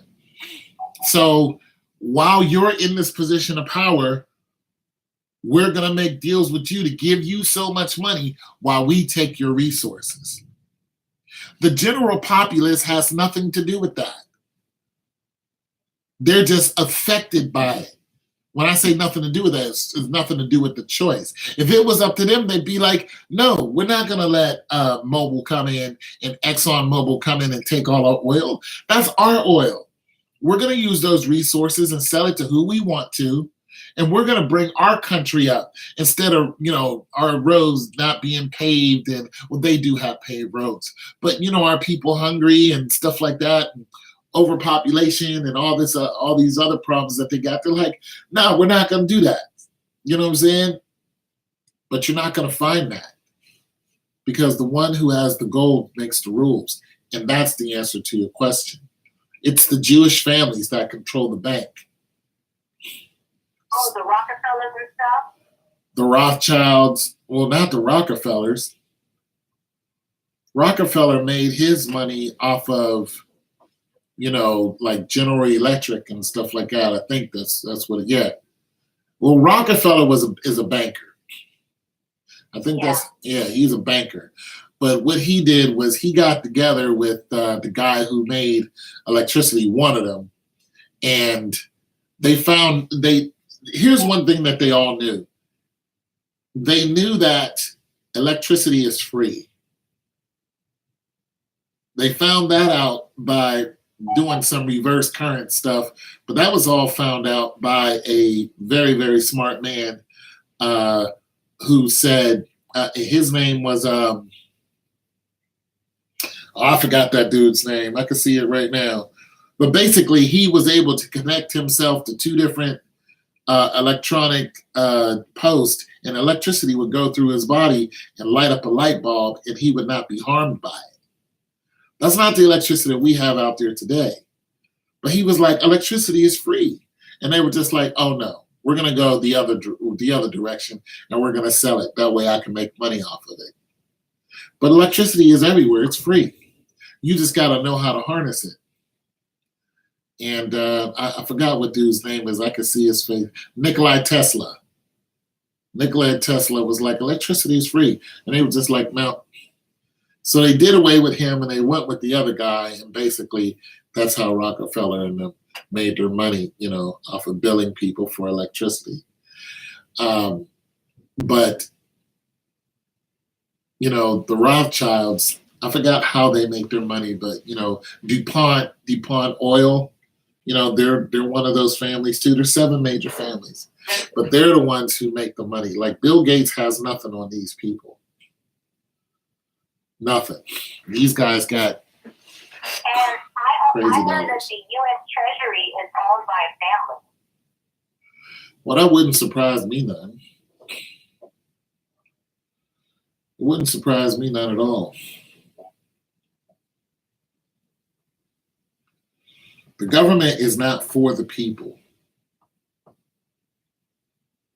It's not for the people, by the people. Not holistically. Some aspects are. But I don't even think healthcare is for and by the people. I don't,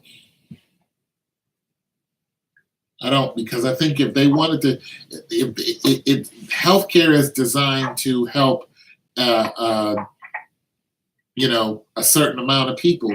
This is why we don't have universal healthcare.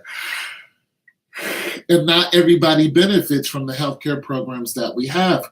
But healthcare they don't. I don't really benefit from Obamacare. Yeah.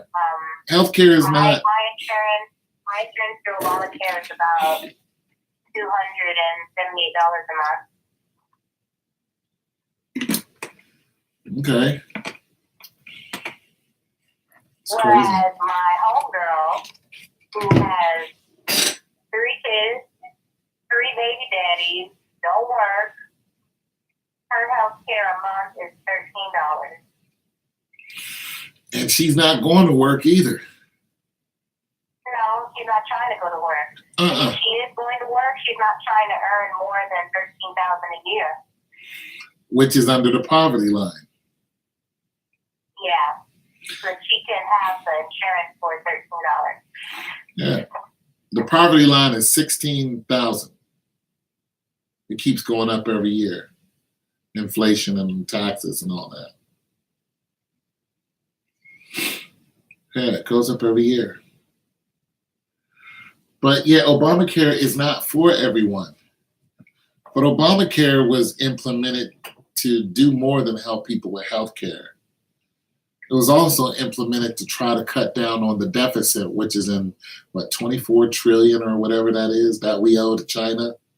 So it was made to cut down on the deficit. Also, Obamacare, which is the Affordable Health Care Act, was not made by Obama.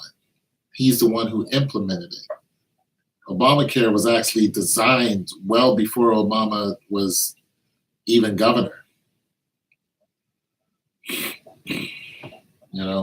But it was implemented by Obama. So a lot of people blame it on him. It's just like, he wasn't the one who designed it.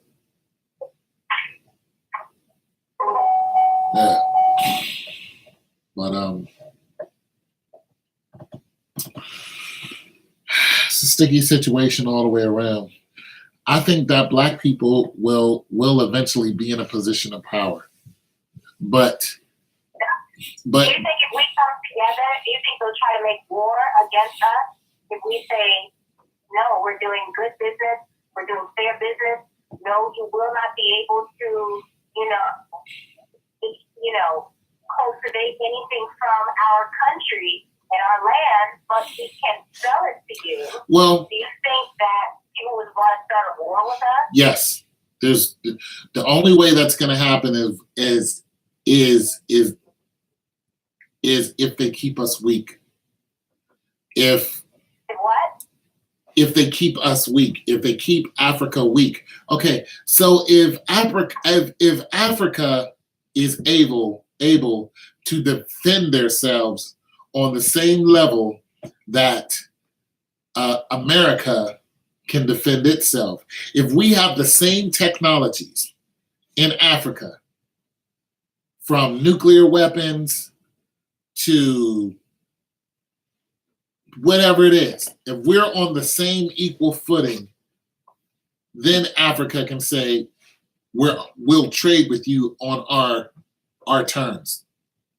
Do you think that is something that should be invested in, and not as Africa as a whole, but country by country, to go in and donate weaponry and material and intelligence? Well, you got to understand that they're still being controlled by the European.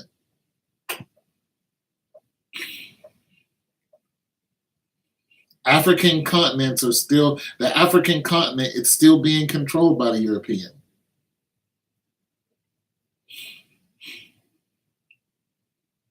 What's going to happen is the Chinese are going to inadvertently release countries, and they're already doing it. They're going to release countries. Okay, when you have UN meetings, for one, there's certain countries don't show up. But nonetheless, when you have UN meetings, you have, okay, for one, you have mainland China and then the island of China. Those two are both saying, hey, we're the ones who control China. So you have people who vote for that and say, okay, we vote that, the island controls all of China, and we vote that the mainland controls all of China. So what basically happened was the mainland kept seeing that, the UN was indecisive on that. So what they did was they went to the African nations that were having issues with, water and healthcare and things along that line, and they said, well, I tell you what, we'll loan you low interest. We'll give you a low interest loan, and we'll help you build superstructures to get your country back to where it should be or up to date. We'll give you this money. We're not going to give it to you. We'll loan you this money, but we don't expect you to give this money back because we know you can't afford it. That's what China started doing. So next time you had a UN meeting, guess who started voting for mainland China? The African countries who got help from them. So China is inadvertently, look, China can't even help it. That's what the real deal is here. China is growing so fast and so much that they have to find another place to go.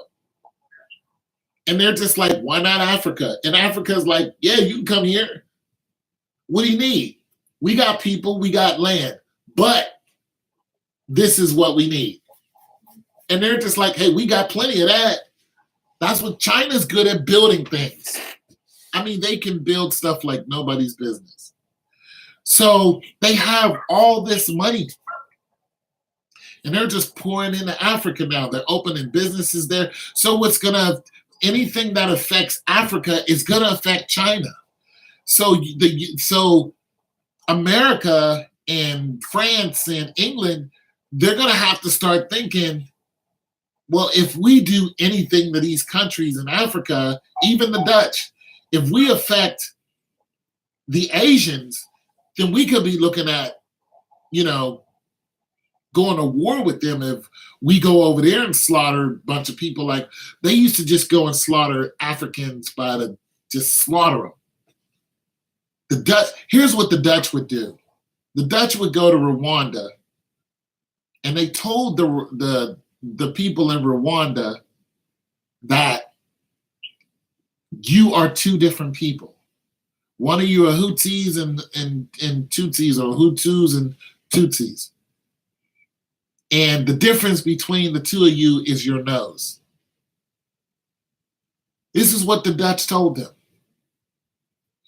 So then when you watch Hotel Rwanda, you understand why there's 98,000 of them killed in a civil war. And then a couple of years later, the same thing happened. They were being funded by the Dutch. That's some evil stuff. If you stop that and you start telling these, we're not different, even though there's bad blood between them, you're like, we all have the same goal, to better the country. We may not like each other, but when you get the Asians to come in and kick the Dutch out, kick the French out, kick the Americans out, and say, you guys are not corrupting this land anymore. And then Africa gets its strength back, and Asia doesn't try to enslave Africans. Yeah, if you get that going on and they're not being bombed and all this other stuff that's been happening to them and killed in mass murders in mass numbers, and if you can stop all that, all these diseases that's been given to Black people in order to knock their numbers down, if you can stop all that, yeah, Africa will be a superpower. Absolutely. There's nothing to stop us from being a superpower, except we're under the foot of the Europeans. We can get off from under their feet, which we will, but it won't be because of something we did, as far as we didn't win a war with the Europeans. What's going to simply happen is the Asians are going to do it. Just the threat of them being in our land. That's what's going to happen.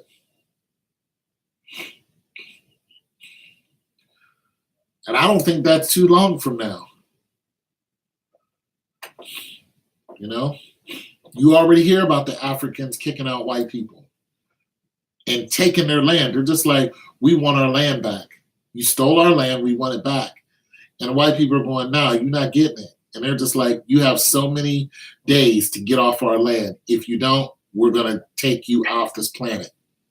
I don't suggest that they do that, but nonetheless, I suggest the white people give them their land. I highly suggest they give them their land. Give them their land, but you're not going to beat up on these people forever. If these people can protect themselves, then yeah, they're going to be in a position of power. And then Do you eventually, think it's possible for them to set up a weaponry plant they have weapons. manufactured? I mean, if they can get rid of some of these companies like Goodyear, okay, let me say it like this. Goodyear is over there, but they're not paying. See, they're getting pretty much free labor. That's what they're doing. If they can start getting wages like we get over here, they would leave. So that's what I'm saying. They're taking advantage of the poor over there. So they're not thinking about weaponizing themselves because they're making $1 a day and living off of it, working 16 hours. You have to stop that first.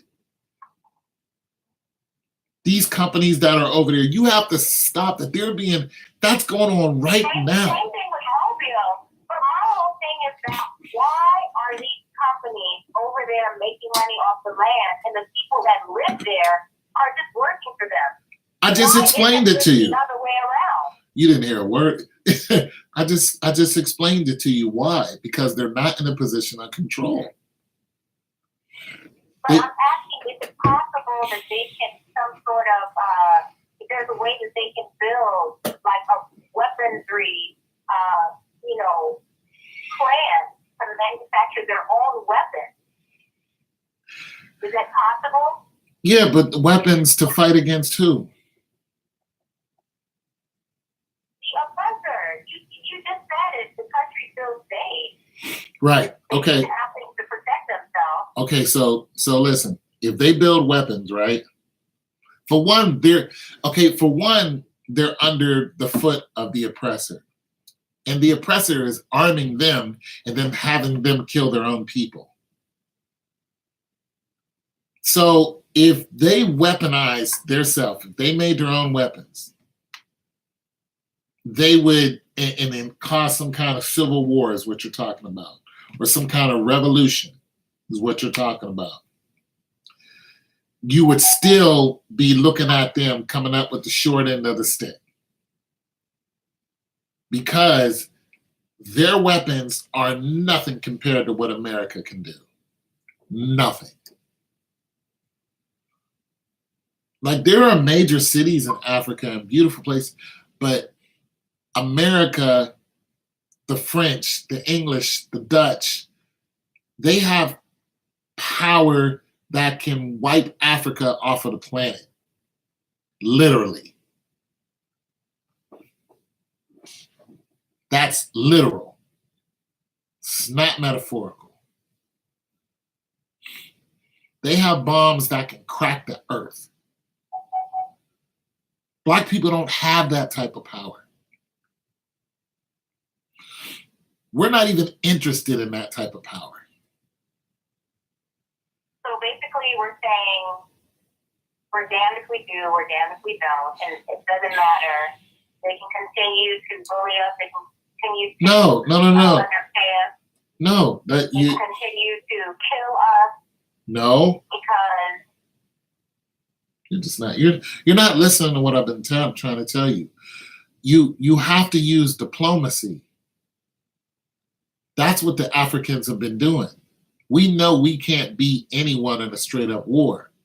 But what we can do is make friends with somebody who can. And that's what I'm saying.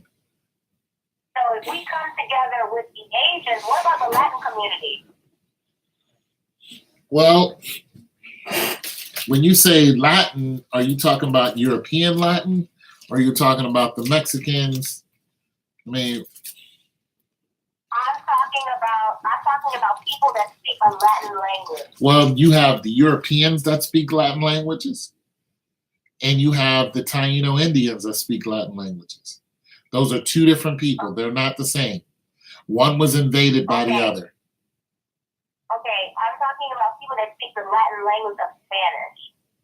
Okay, once again, let me put it to you in numbers. The people who speak the Latin language that are European are 12% of the country.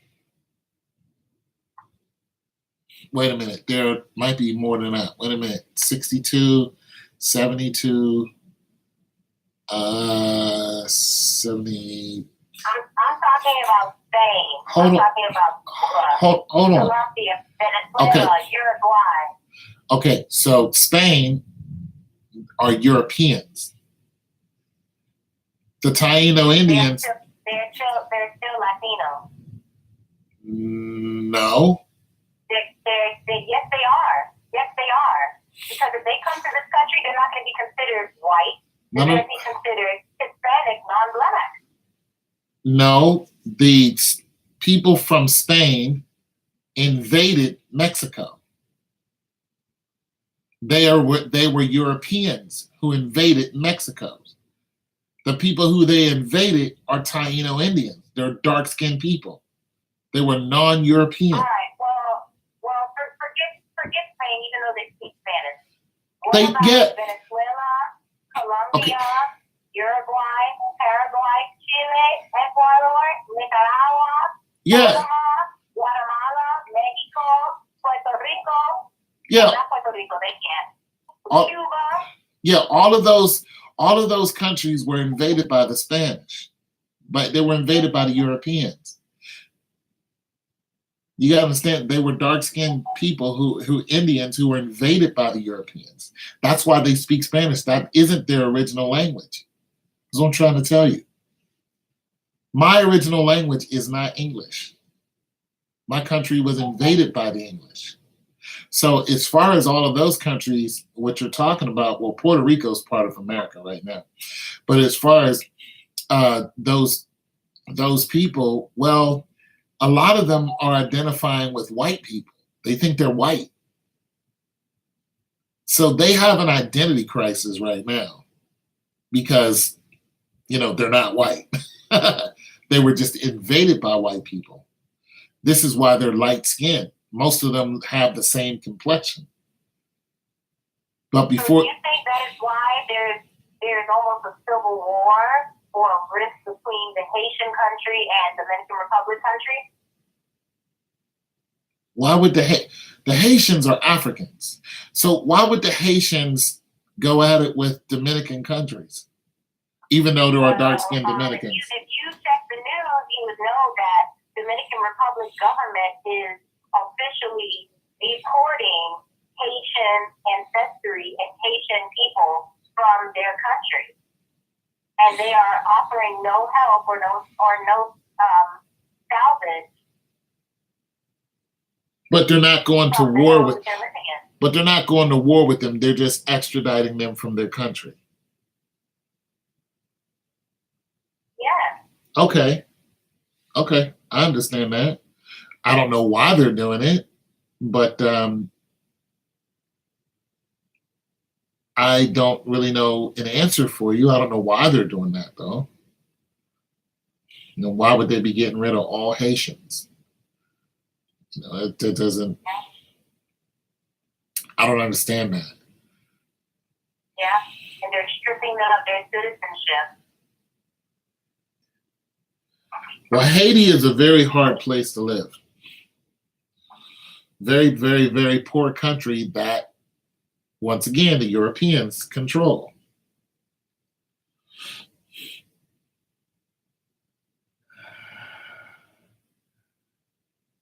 In order to break the hold of the European, it's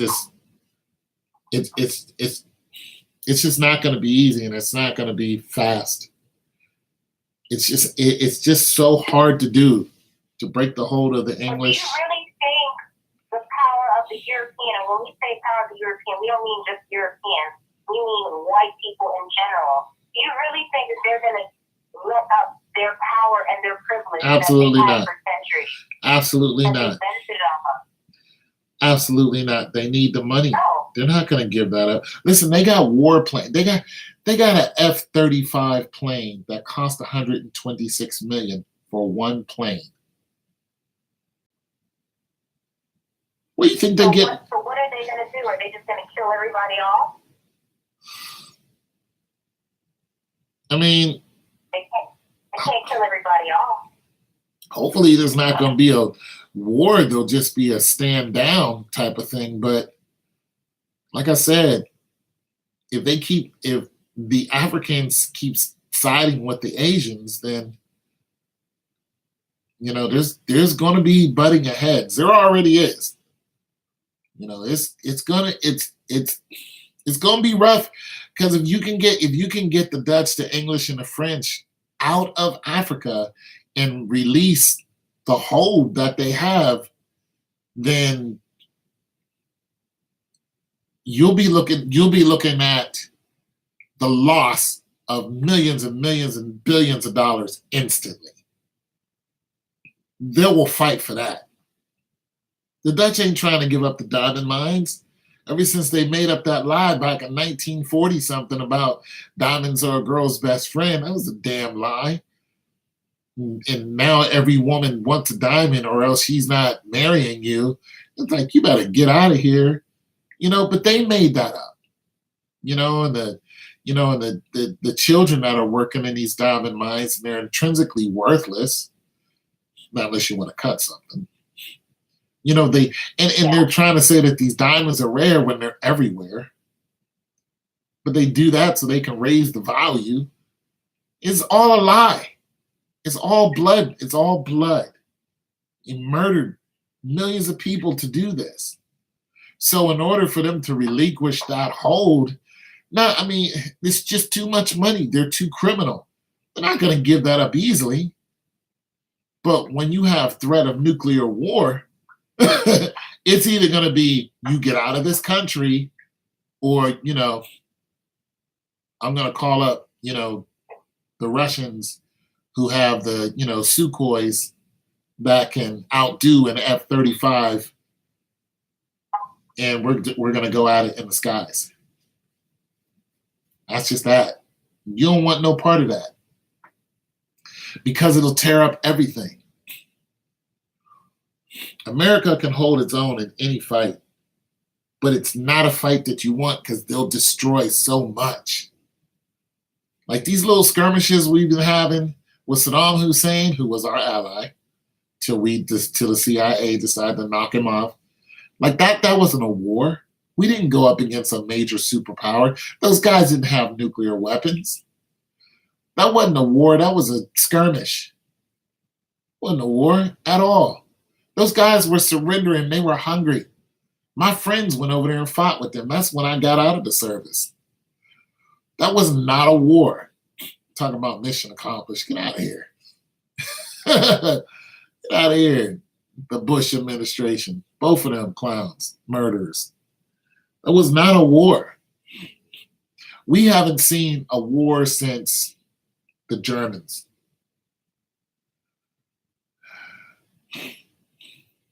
The Germans was bringing it. They was bringing the noise. Hey, I'm home. I'm going back on your line. All right. The Germans was bringing that noise. Japan was bringing that noise. We ain't seen nobody who can keep up with us. Not ever since the Germans. And now they're our allies.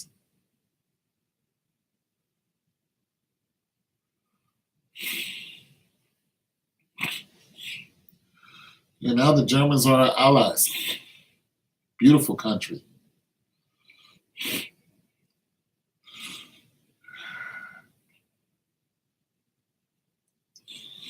Woo! Yeah, now the Germans are our allies. But we ain't seen it. We just been beating up on people. Been at war for 400 years. We just been beating up on people. Ain't been a war. We ain't seen no real war. Not where our country can get targeted and they'll be dropping bombs on our heads. It's always us going across the water somewhere and taking someone's oil. But what happened when the oils run dry? When Ahmadinejad blocked the Strait of Hormuz, What happened? We sent our ships over there to the Strait of Hormuz. Like, oh, but no, see, you're not going to stop our oil. Well, it lives in Germany. I used to live in Germany, loved it. You're not going to stop my oil, America. What happens when we don't need oil anymore? What happens when we find another resource? We've been trying to use the sun and harness the sun. But our solar panels, we need them to get a larger percent of the energy that comes through the solar panel so we could use that for a lot of what we're doing. You got a lot of solar energy, being used. You know what I'm saying? But it's not our main source. You got people who are warming their houses and doing a lot of good stuff with it. But they still use gasoline and still use oil. Our nuclear plants, our lighting system, we still need that. But what happens when we don't no longer need that oil? When we find something else? Find an energy source called Hard to Find DM, which I got off of a animation movie. It's called Hard to Find DM. But nonetheless, we got wind turbines that we've been using. Battery operated this and that. I've been actually working on something myself, and I'm not a scientist. And this is my problem. I'm not a scientist. Although I want to be a food scientist. But I've been working on a source of energy myself, just making drawings, trying to figure out stuff. But I haven't came up with anything. But nonetheless,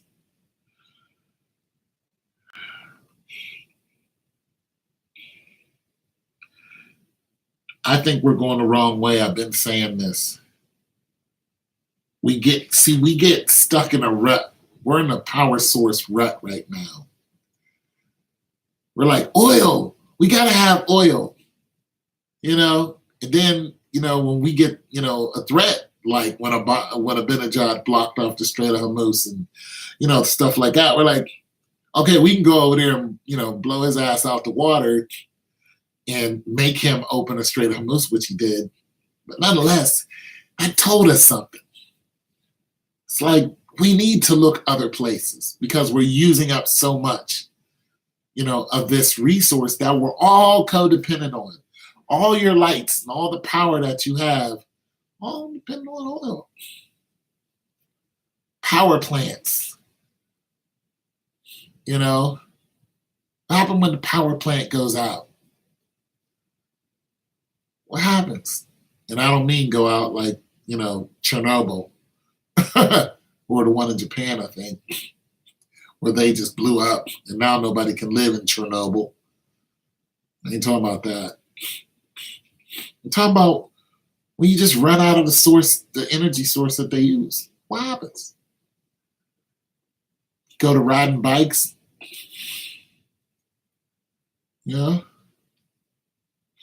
Solar energy only lasts during the day, not unless you store it in a battery and use it at night, recharge it during the day. But when you have rainy days, you'd be flying a kite trying to get some solar energy. But that's 5 miles that way trying to do that? You got that issue. 30,000 feet. What do you do? And whatever you find, it's going to have to be used worldwide. People are trying to use the power of the ocean, which some people are successful at because we are 77% water on this planet. So there's a resource right there. I mean, when underwater volcanoes happen and stuff like that, and like when the tectonic plates move, the water moves at 500 miles an hour. Just imagine that. A current under you moving 500 miles an hour. But yet we're messing with that because these salt water, which we need to be salt water is being desalinized. You got a desalinization of salt water. And that's happening because of global warming, which affects the fresh water, which is the icebergs, and that's all fresh water. And once they start, going into the ocean, you're messing up it's too much fresh water being mixed with salt water, so the salt water is being desalinized. Then you have the whole current that runs under the ocean that is warm water, cool water, warm water, cool water. That's because of salt water. So when you have that desalinization and you're messing up with that balance, you're also messing with the Gulf Stream. This is why everybody's so upset about global warming, because this is how you get your hurricanes. That we have so many hurricanes that's coming out of nowhere. Well, guess what? It's because of global warming and the fresh water being dumped into the ocean, desalinization, which affects the Gulf Stream. You got two streams. You got one up over your head and one in the water. If you don't believe me, look it up. But nonetheless, both of those are power sources. Now, like I said, I'm no scientist, but I'm interested in the sciences. Because you can only do so much fracking, where you're cracking the ground and, pulling the oil. We have plenty of oil right here in America. But in order to get to it, you have to displace some people. And, when you frack, your water gets polluted. And this is why you have some people live in these rural areas who Halliburton, thanks Halliburton, Halliburton, which is ran by Dick Cheney, decided to go out and start paying these people to frack in their areas to get the oil, but they didn't want to, but the oil is sitting on these people's land. They didn't pay them for the oil that's on their land. They said, we're going to pay you so much money and then we're going to take the oil. It's just like, isn't this oil on my land? It belongs to the government. If it's oil, it belongs to the government. If it's drugs, it belongs to you. Hey, yeah, we found some paraphernalia on your land. So, yeah, you're going to jail. Like, wait, what? I didn't even know it was out there. Like, yeah, there's all kinds of stuff out there. You're going to jail. But we found oil on our land that you just happen to be parked on. So we're going to take that from you. Yeah, we wish you would raise up and say something. Because we can just, I don't know, remove you altogether. Say something happened to you like a dinosaur came and ate. Something ridiculous. People will still buy it. Who cares? You'll be gone. What do you want to do? But nonetheless, when they do fracking, the water gets messed up. So you have people, when they turn on their faucet, you can actually take a lighter and go, and the water will be on fire. So we're looking for oil. We're looking for another resource. We're trying to use wind. We're trying to use biofuel, which is very interesting. Biofuel is basically using our waste and turning that into, methane or something like that, which people are already doing. And you have a growing number of people, so there is a lot of biofuel that can be used. Just basically regenerate, go back into our system. They're doing that, which is very smart. But you would have to convert a lot of the gas engines. You would have to convert our power systems. That's basically what they're worried about. They're worried about the power systems. How to make electricity citywide, statewide, countrywide. This is what they're worried about. Power plants. Where do we get the power plants from? How do we make an arc reactor? Where's Tony Stark when you need him?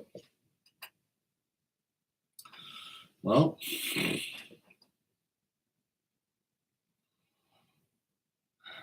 here's an answer for you. You started off in the wrong direction because of greed. We, as far as people, it's a good chance, knew that the day of reckoning was going to happen. It's I bet 10 to 1, the people in a position of power knew that as humans grow, as the population grows, and the consumption and the need for power grows, that eventually you're going to run out of a resource that helps, with the lights and power and all this other stuff. It's just common sense. You knew it was going to happen. But there's also something you knew. You knew Nikola Tesla said, and he proved in front of everyone, that electricity can be made for free. See, so there's a ruse going on. There's a ruse, there's a hoax, there's a joke that's being played on you. Because you're not a scientist. You're not in the know. You know what I'm saying? You didn't go to school for 20 years and get a pretty piece of parchment and say, hey, I know how to do this, and then go and do it, and then somebody knocks you off the face of the earth. Right off the edge. Because you know how to make electricity for free. You went and bought a piece of land out in Nebraska and said, screw this. I got 10 acres. I'm not going to use any of the electricity coming through these power plants. I'm going to build a engine that's not a combustible engine. It's going to be built with this type of current. And that's going to power this engine. And it's going to be my car. That's going to be my house. Everything that we have, none of it is going to be on the power plant that everybody else is using. I'm not going to be a part of the system. Then you build this, and then the word gets out. And then somebody else is just like, you know what? I'm going to do the same thing you did. And then that spreads. Next thing you know, you got 20 major cities who stop using electricity or this type of electricity and start using the other type of electricity, which is free. What do you think happened to those people?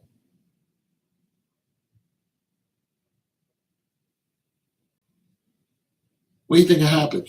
They'll shut it down. And then the government will threaten them. And they'll say that there's some type of hazard. You can't do this because this is harmful to... And if you don't stop, next thing you know, your house is, something happens to it. But they already knew that this electricity was free. They knew this. They know that you can have one post here and another post here, and you can touch it on both ends, and a current will go right through you harmlessly. They know this. But they want you to be afraid because they're running out of power because of the way they built the power plants.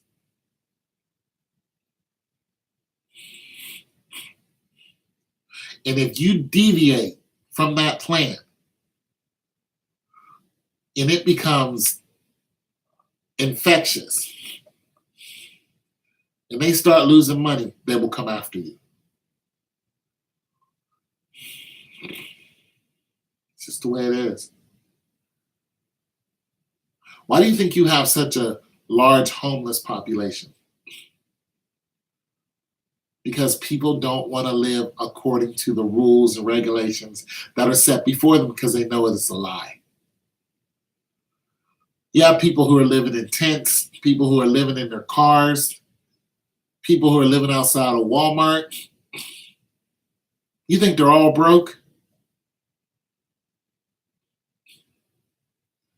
They no longer want to live according to the system. Some of them live by bartering. They're like, I ain't got no money. I don't need any. I barter. I have something, and when I want something, I give it to somebody else. They give me what I want, and then I take that and then I trade that. And they're good. They live on a bartering system. They're not worried about the power plants going out. Not worried about it at all.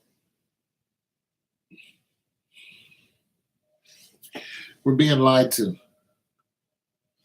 Should you go and vote?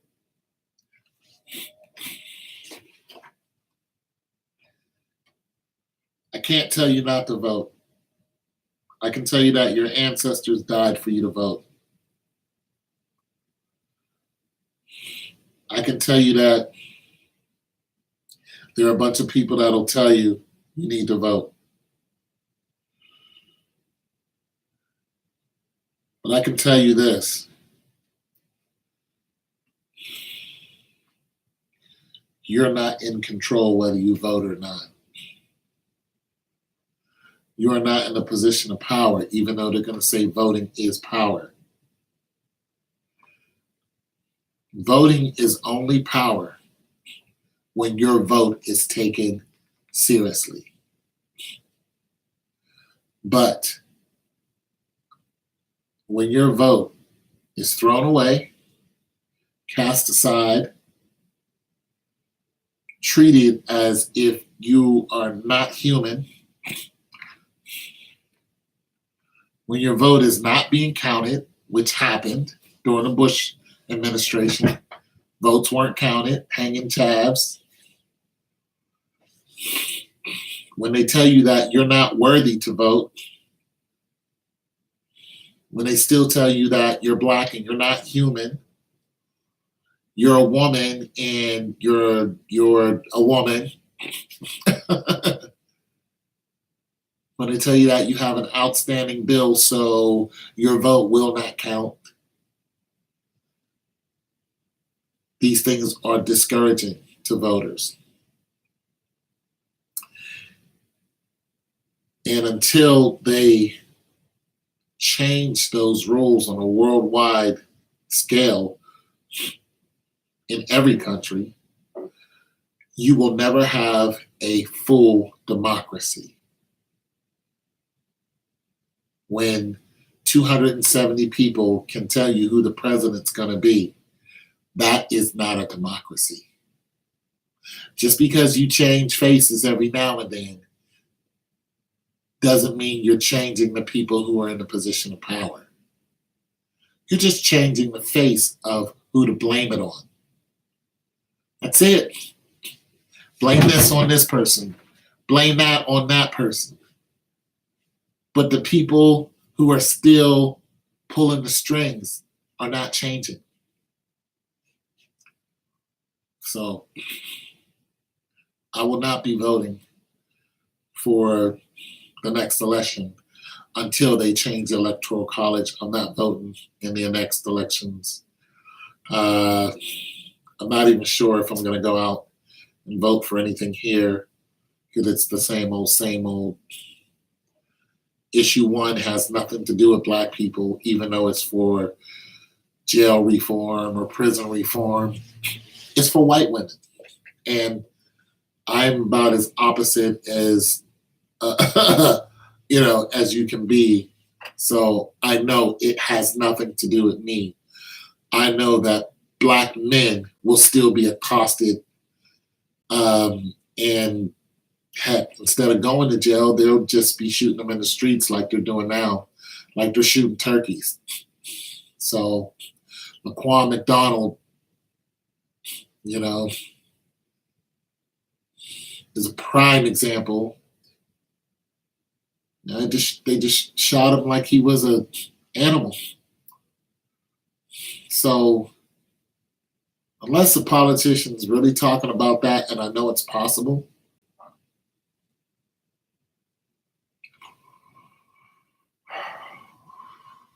it's hard for me to care about anything else when I know that I can't get in my car and safely drive down the street without catching fear from the police. Every time I see a cop car,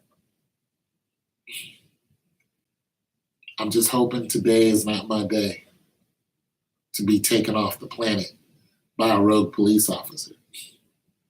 I don't know if that cop is having a good day or bad day. Listen, one day I was just driving and a cop cut me off. And I didn't even know it was a police officer, and I was following him because I was like, you're just driving crazy. Pulled into a spot, I pulled in, I jumped out the car, walked up to his car, he got out, and we started to argue. He turned around and went into his car and grabbed his 45, and my hand was on his hand. And I was like, put it down. I was like, you're a cop, aren't you? And he was like, yes. I was like, look, I know you're having a bad day, but you need to go home. He's like, yeah, I'm having a bad day. I was like, go home before you kill somebody. There's a good chance he went home. See what I mean? I'm having a bad day. So I reached for my 45. Anyways, I'm about to go. It's good talking to y'all.